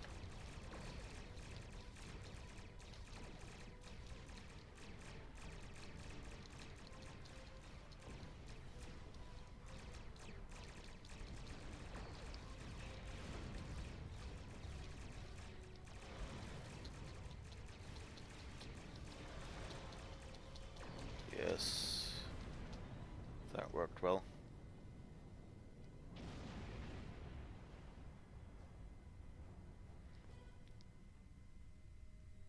Dum dum dum dum dum. Warning. Ship is under attack.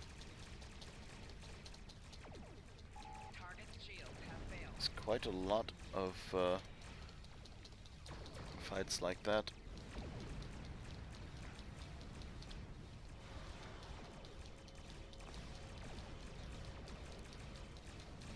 Lots of Klingons surrounding you.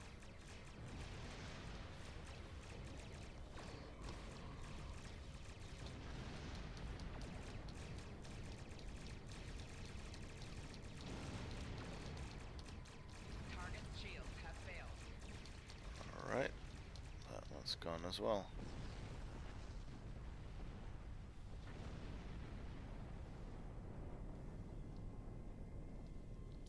Get ready to be happy. I think I know how to find where Ja'ula went. Explain quickly. If the shuttle's in range, I can hack into its command matrix and send a self-destruct command. That'll make a big enough boom to reveal the location of the ship she landed on, cloaked or not. Brilliant, what's the catch? Yeah, about that. If the shuttle's in a ship, it'll be tough to get a signal through the shields, the jamming, and the cloak. Tough, but not impossible. Get me close enough, I'll make it happen. We just need to start sifting through this big haystack for one angry little needle. Leave that to us. You protect the station. Understood. Good hunting. Warning. Ship is under attack. Target's shields have failed.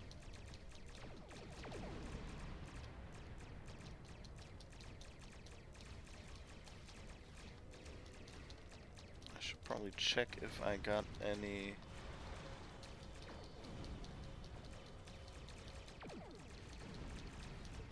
additional ability ship equipment that I should have equipped by now.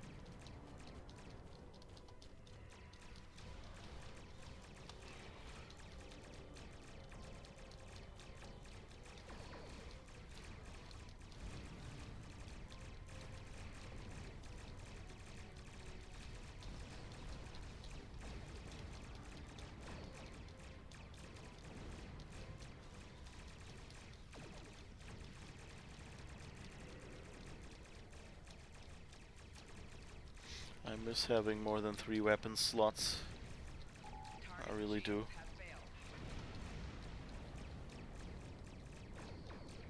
Ah, that was too early. Oh, it worked. Okay.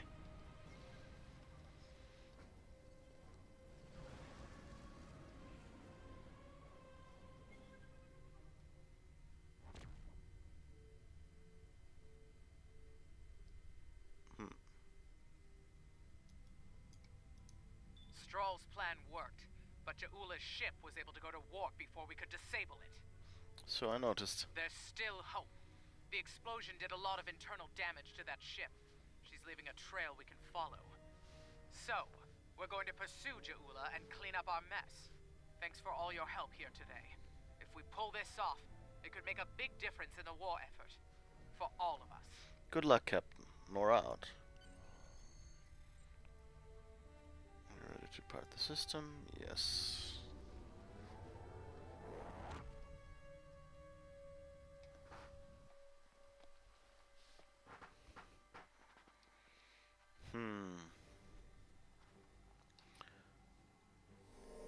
So that was nice. I'm not thrilled with the Klingons getting away with some of our cutting-edge research, but Stroll's report indicates they won't be able to do much with it for quite some time, if ever. Hopefully the Glen will be able to track down Ja'ula and recover the data before they return to Klingon space. It should go without saying that what you witnessed at Delta Volanus is classified at the highest level. The Klingons know too much as it is. Good work out there. Kensington out. I have a mission for you.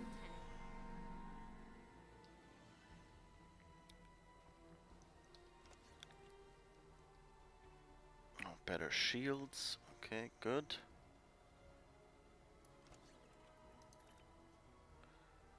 And a few devices in case we need one. And engineering console, that's good. Anything else? I don't think so.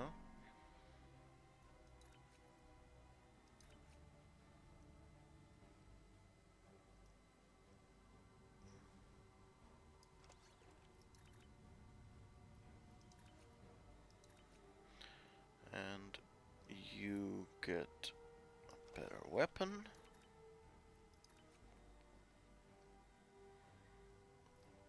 And I think I'll get better armor.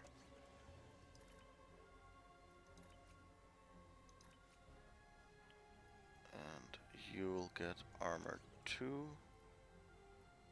So Fletcher, Savea have armor. Quan and Tamav are still missing it.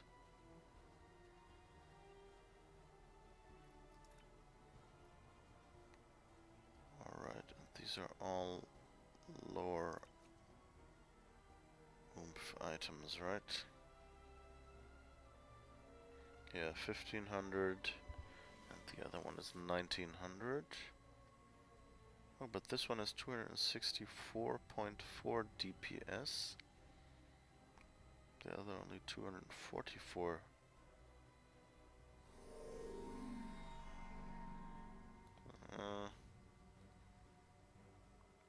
Sure, probably not that big.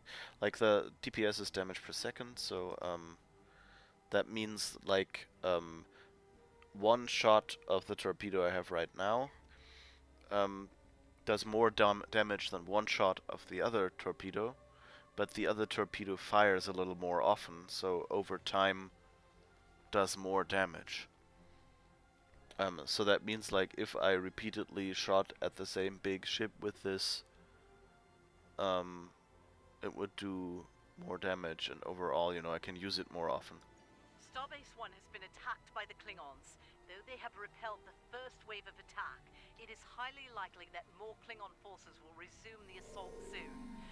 Need you to assist Starbase 1 and defend it from Klingon attack immediately. I have a mission for you. Alright.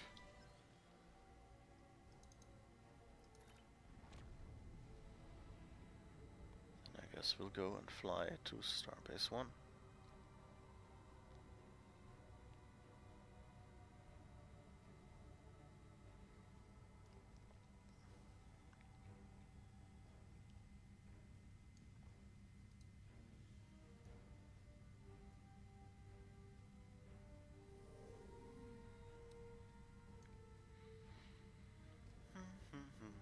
USS Switzerland. Defiant 1A. Yeah. Star Trek Online has a few names that they block.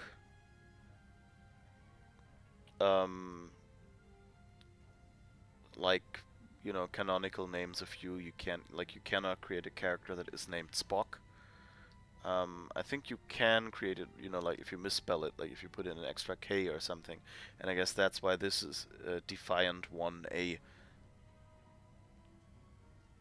I guess they want to, you know, like kind of prevent immersion from breaking or something, I don't know.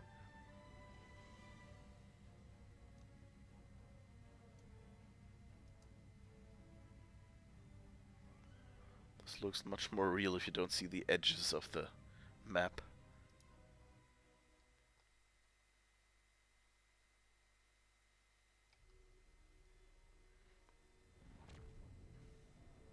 Glad you could make it. There's a little time and plenty to do. I trust you see the enemy vessels near your position. Yes, we have them on sensors. Deal with them. I need you conducting rescue operations as soon as possible, and the Klingons won't let you do that without a fight. Understood, Admiral.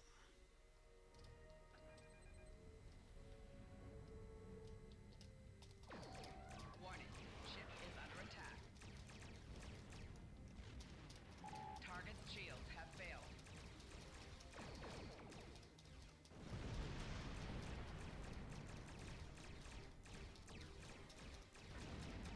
I have to say, you know, like, I don't mind the Discovery designs or anything, but I miss the Klingon Bird of Prey design, you know, like they had it in, you know, the Voyage Home or something.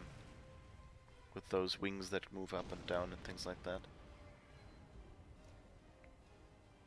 All right, that area's secure for now. Let's make the most of the time we have. I need you to beam out any survivors on board the damaged Starfleet ships in your vicinity.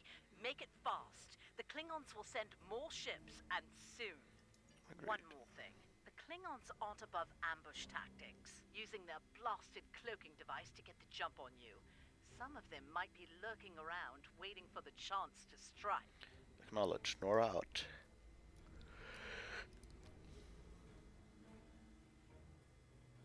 The Churchill has been evacuated. Thanks. Churchill, Cardiff, and Vancouver.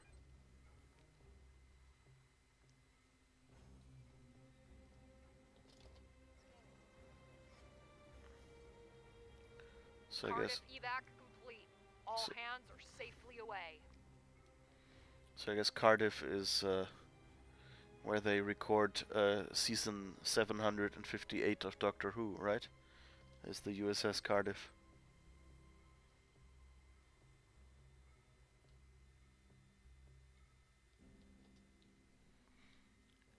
And the USS Vancouver actually stands in for the USS New York. Warning, ship is under attack. Target's shields have failed.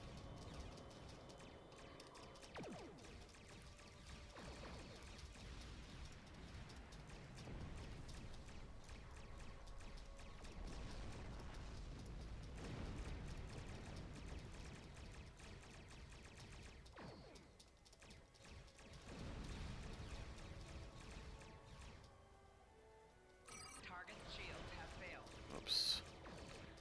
Accidentally used a battery. That wasn't quite the intention.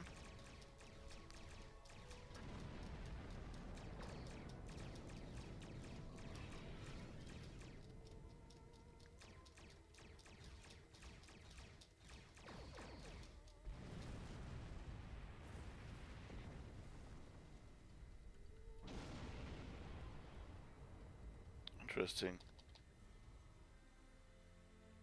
That's different music. Vancouver here. We're all clear. Many thanks.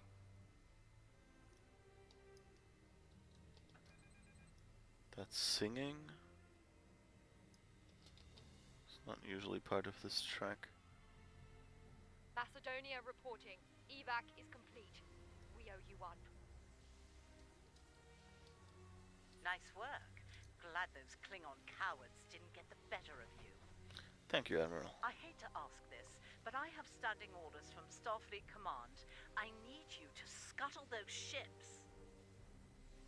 Admiral? The Klingons have been scavenging everything they can to get their hands from wrecked Starfleet vessels. In the event we fail in our mission here, Command doesn't want the Klingons getting away with any critical resources. You have your orders. Understood, Admiral.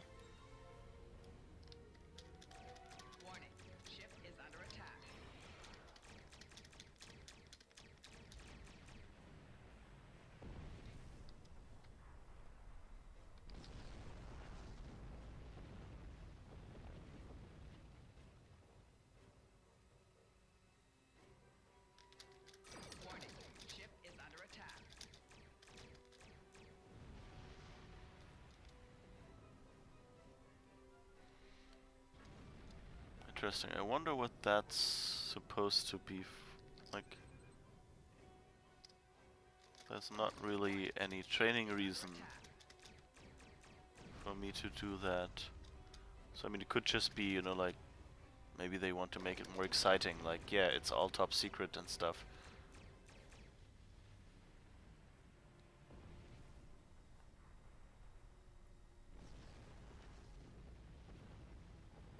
Hard thing to watch, but it had to be done. Agreed. What's next, Admiral? We need some critical supplies here. My chief engineer's sending you a list as we speak. Beam those supplies over with the personnel you rescued. After that, I need you on high alert, patrolling the area. The Klingons don't give up that easily. They'll be back. Couldn't we have beamed, like, supplies out of these ships before we blew them up? Understood. We're on our way, Admiral.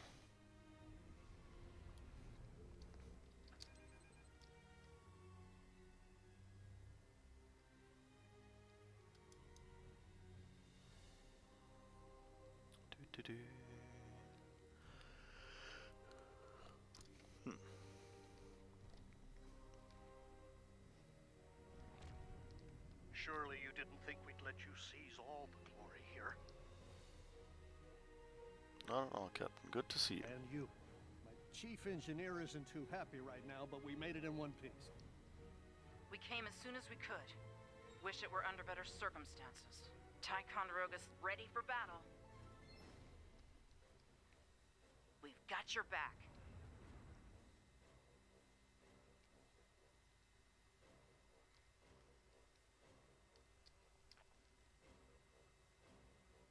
Okay.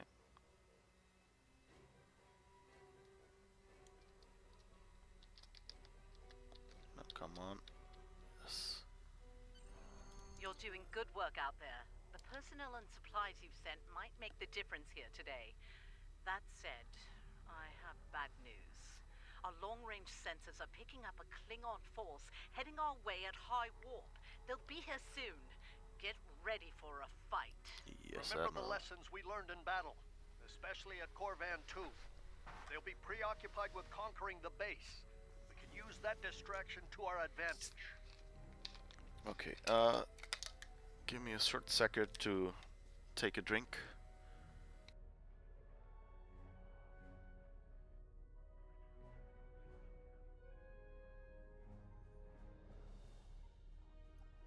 We know how they fight. Don't expect mercy. It won't be coming from Klingons. Hit them fast and hit them hard. And captains, it's been an honor. Good fortune to you all. This wasn't a drinking game, but just me getting a dry throat. And to you, Captain. Klingon attack ships on sensors. Fire at will!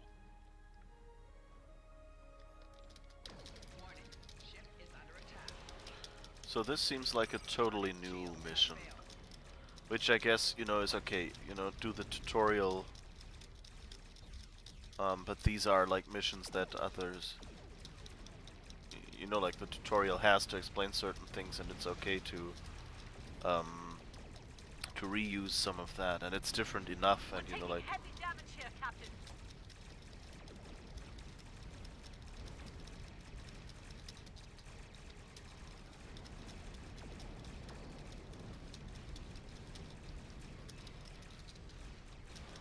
Target's shield has failed.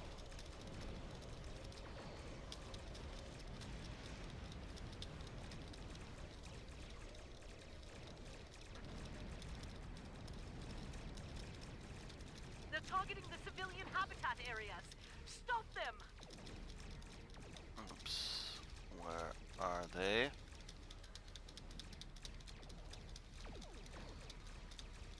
Okay. Whoops.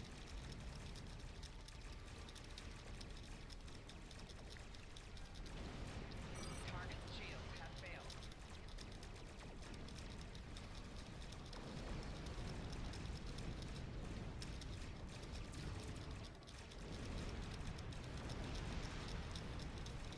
Okay, that's a nice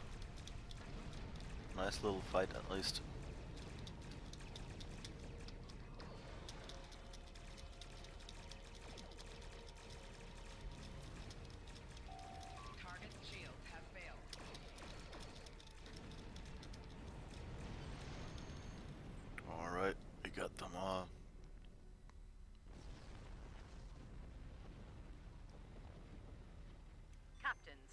reading more Klingon ships on our sensors. A lot more. This is it. They're making their big push. Our initial predictions are not good. I've given the order to evacuate critical personnel and the injured. We're loading as many as we can load onto the ships docked here. They're too damaged to fight, but they're all warp capable. Understood. I need you to draw attention from those ships when they disembark. Buy them the time they need to get to warp and to safe harbor. They'll have it, Admiral. Warning, ship is under attack. Target's shields have failed.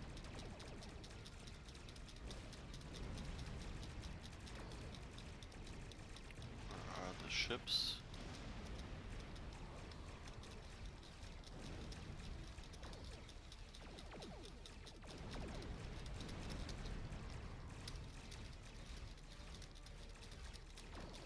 The Decatur is underway. Keep the Klingons distracted. Target's shields have failed.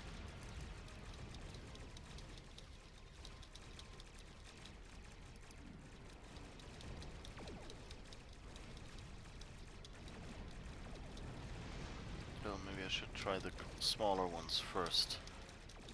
Stupid, stupid, stupid. Guess destroying the Attention all smaller hands. ones means... The Admiral has launched. Good luck.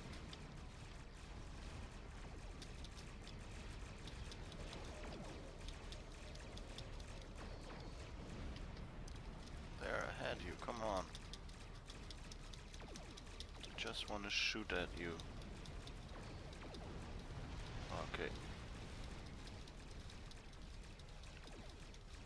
Because the cruisers are probably harder to get. All ships. The Lafayette is underway. Keep those Klingons busy. Lafayette?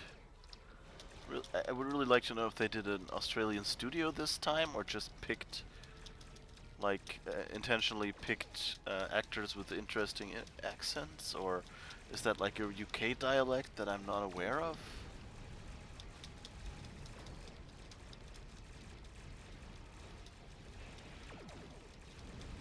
The Roosevelt is on her way. Hold on just a little longer, people.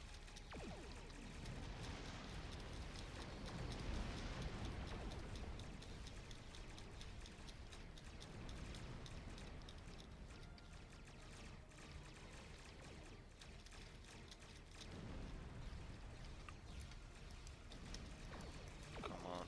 Yep.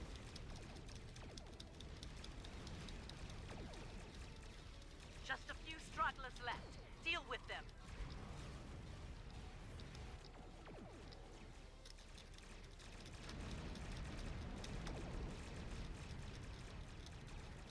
Target's shields have failed. Come on, I need a torpedo. When is my torpedo off cooldown? Yes.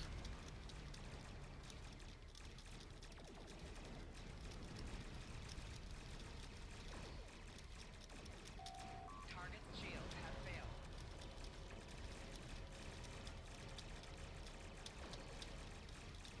Come on.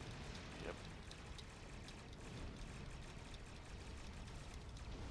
We're doing it, yes. I wonder if they have a timer and like halve their health or double the support ship's DPS or something after a certain time. Target's shields have failed. Only need to turn, yes.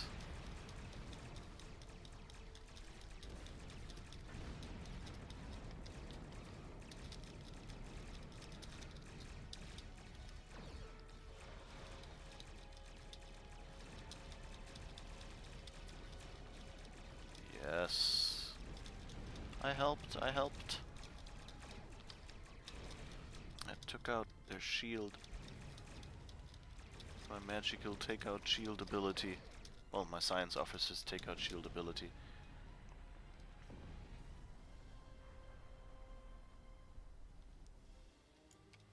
And now? Of course. An even bigger ship.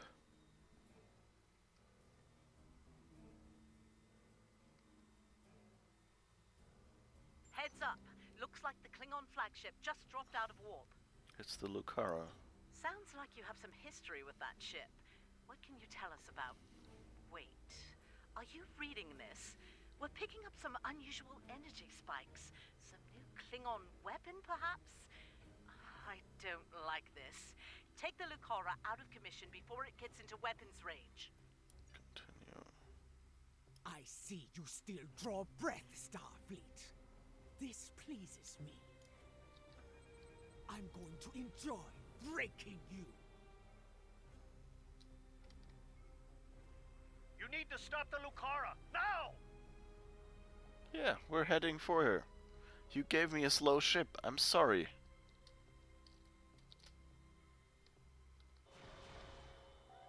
Warning, ship is under attack. Whoops.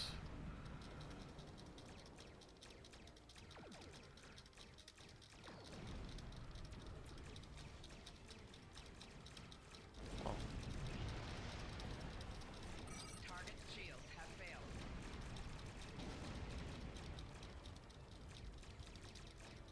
That's nice. We got a shield down.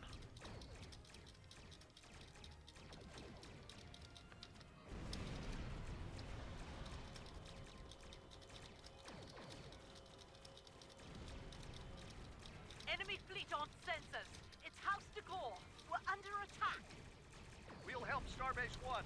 You're a believer and a fool, just like my brother.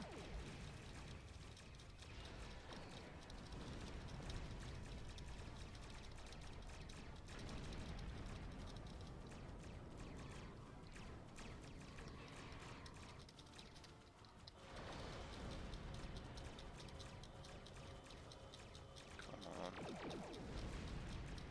Got your shields.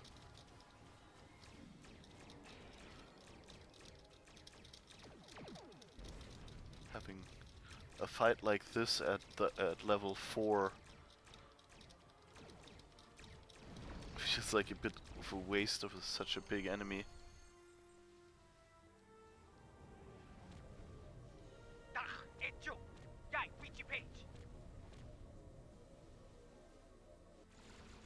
Shields are down. All hands, repel boarders. I repeat, all hands. Uh-oh. There goes Starbase 1.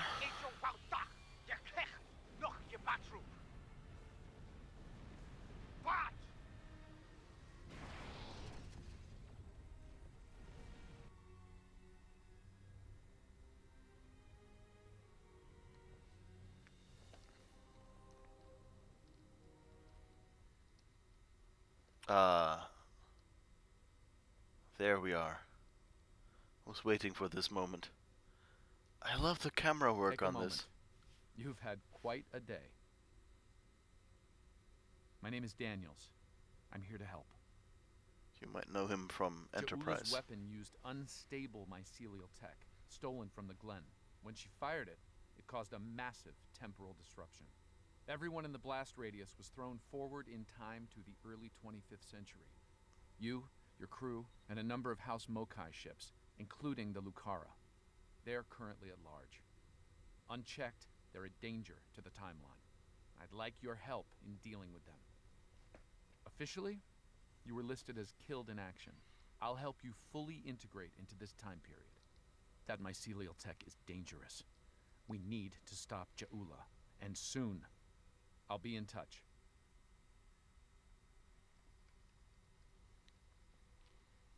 Alright, so at that last point they did the whole like they did with the original series characters, okay? So we don't go down in a blaze of glory quite like they did.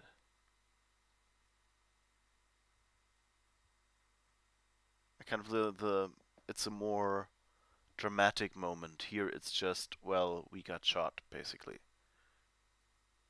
You know, it was a mighty enemy. Lieutenant ability, rank 1. Earth Space Dock. Welcome, nerds. Space Dock. Busy day on the holodeck, sir? I love dressing up for those historical holo novels, too. My Harry Mudd costume took first prize last year. That being said, you're scheduled for a meeting with the top brass, so you might want to update your uniform beforehand. The Admiral can be a stickler for that sort of detail, after all. Congratulations, Lieutenant. Alright. Objective. You're scheduled for a meeting with the top brass, so you might want to update your uniform beforehand. The Admiral can be a stickler for that. Oh, yeah, that's what he just said. Okay. That was good advice. Report to the tailor and speak with them about updating your uniform. You're Sorry. over 150 years out of date in that regard. Understood. Wouldn't want to be too conspicuous. Can I talk to him? And does he have anything interesting to say? Okay.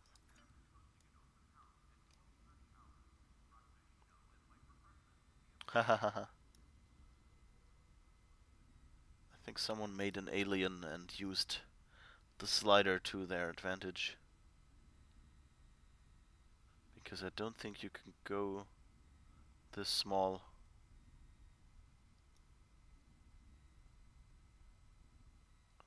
With a non-alien.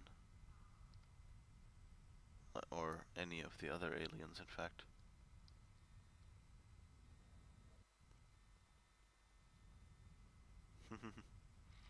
I'm not sure. You know that tardigrade pet is a good reward for people playing the game, but for immersion it's not quite as good. Okay, so this is basically like the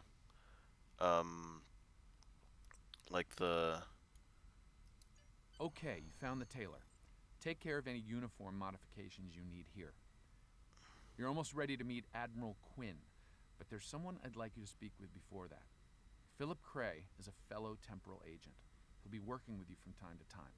Speak with him before your appointment with the Admiral. As you wish, I'll speak with Agent Cray. Okay, so, so this is now, this part is like the original series characters when they come to the future. So that's interesting. So, let's make a new uniform slot. And let's see, what uniform do we want?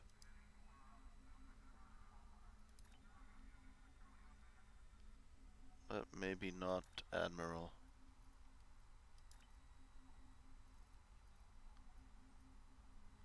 Oh no, I don't have the...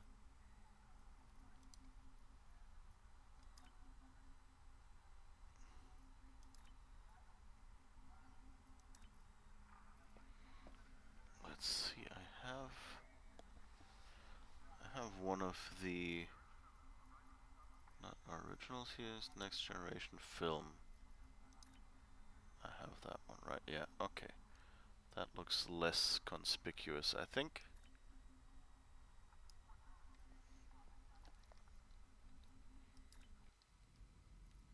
Alright. Oh, it's interesting. Does that look different? I think that looks more... Are they... Oh, they customize the tailor symbols for each faction as well. Okay, that's interesting. Oh, I didn't equip it. Change outfit. That was the wrong one. I should have given it a name. Or maybe they should have given their characters outfits a name. Like, you know, like if they create a second one, don't name it the same as the first. Like, the game could have done this. But, okay.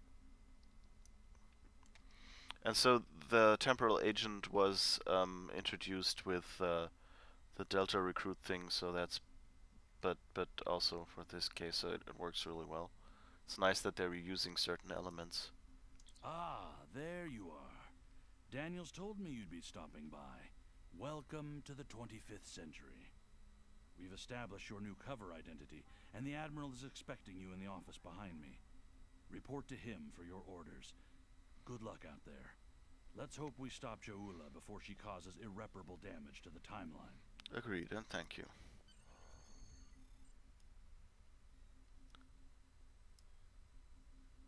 It's kind of, well, we've been moved in time. They're not letting us go back. Oh well. There's no dramatic moment of what happened to all my friends. Ah, come in. I've been expecting you. I've been reviewing your service record. It's exemplary. You've accomplished a great deal in your career. Starfleet can use more officers of your caliber, to be certain. I hope you're ready to get back out there. A situation has come to my attention, and I'd like you to look into it. I've received a report there is a Bolian freighter that is overdue arriving at Earth Space Dock. It may need assistance. Okay, and now that's a mission that you have normally in after the tutorial in the regular Federation thing.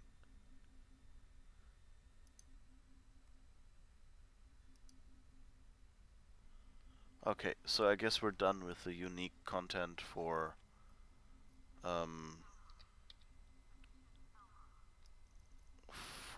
Discovery captains.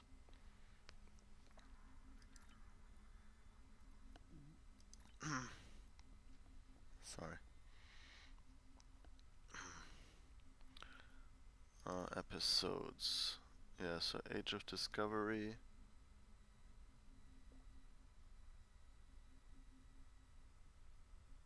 Oh no, Stranded in Space? Oh, but those look like the regular... Yeah, that's Klingon War. Okay, yeah.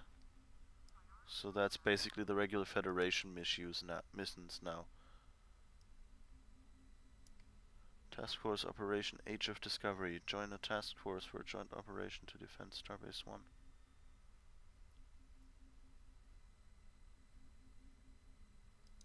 Starbase 1 has been attacked by the Klingons. Though they have repelled the first wave of attack, it is highly likely that more Klingon forces will resume the assault soon.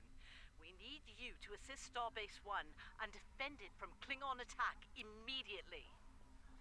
That looks a bit like a bug. Or is that...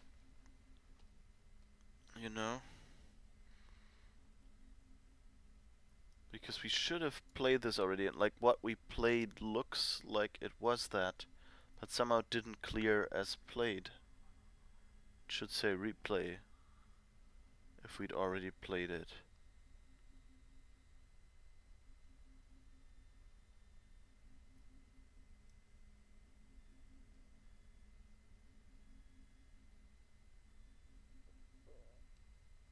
So why didn't we just get this? I have a mission for you.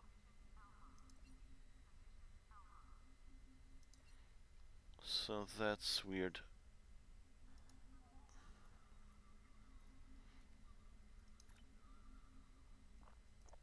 Oh, I guess it's because it's a task force. So it's basically, this mission is basically a replay of a queue, probably. Yeah, Defense of Starbase 1, okay.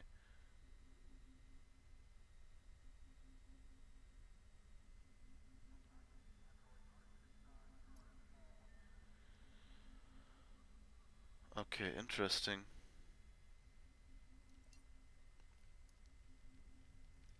Still feels kind of weird to have that mission in there. But okay, so that's, I guess that's the unique content for the Discovery stuff, and that's where we'll end the stream today. We're in the future. Let's switch back to our proper outfit.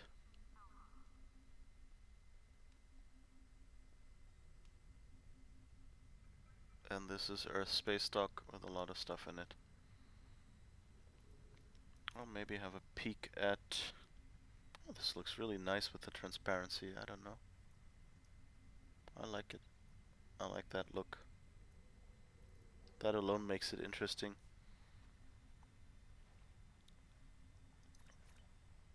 Age of Discovery Starter Pack. Light Exploration Cruiser.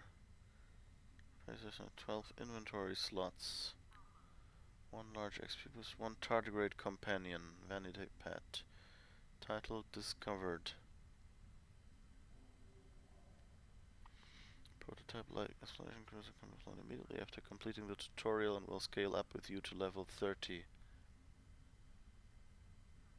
Note, once this item is purchased, a separate product will appear in the Discount Packs tab that will allow you to claim the Discovery Phaser Sniper Rifle, Discovery Phaser Stun Pistol, Tardigrade, and Title on all characters. The 12 inventory slots and 1 large XP boost will only be granted once per account. Yeah.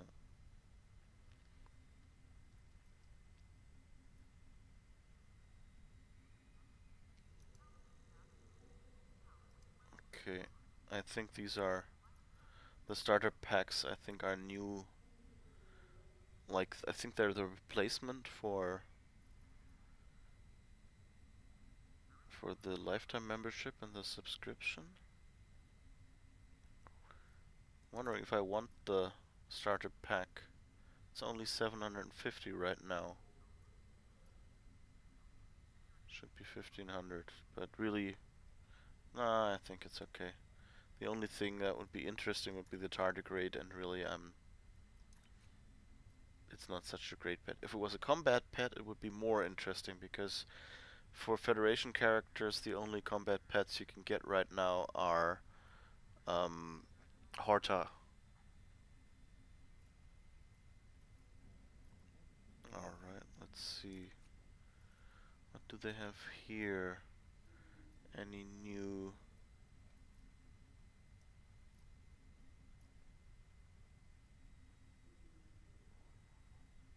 That's all uniforms, okay.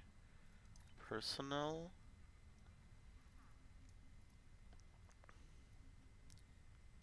Cardassians.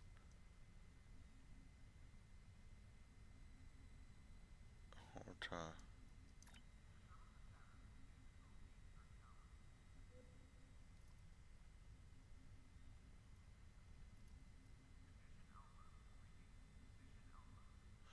Now, companion model of Exocomp is available for Federation captains. The companion Exocomp is a summonable non-combat pet. Okay. Federation Anar Bridge Officer. Location. Well, triples.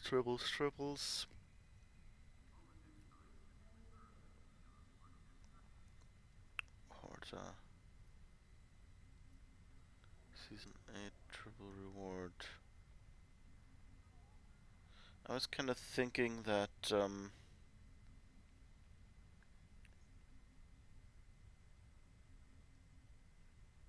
kind of curious that they didn't do the other species on the login screen.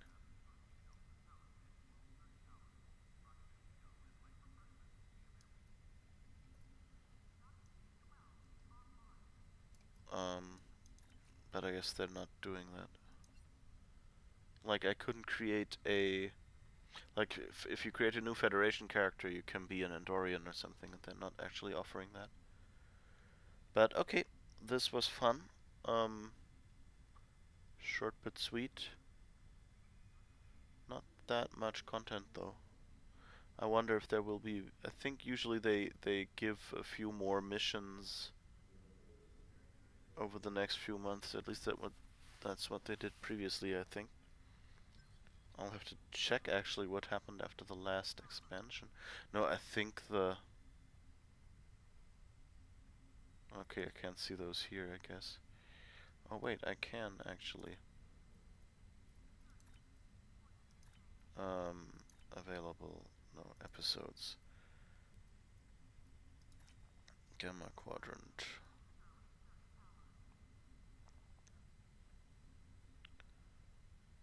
No, but I don't think those came out over time, did they? So I think they're just doing a few with the expansion and that's it. Pity. For a while they used to, like, I don't know, monthly or something, release new additional episodes after an expansion.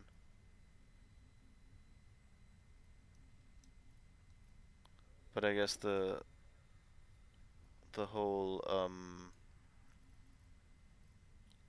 original series stuff, they pretty much left the way it was. It was like 3 or 4 episodes, and that was it. So I guess this expansion will be the same thing. You get the faction, and that's it.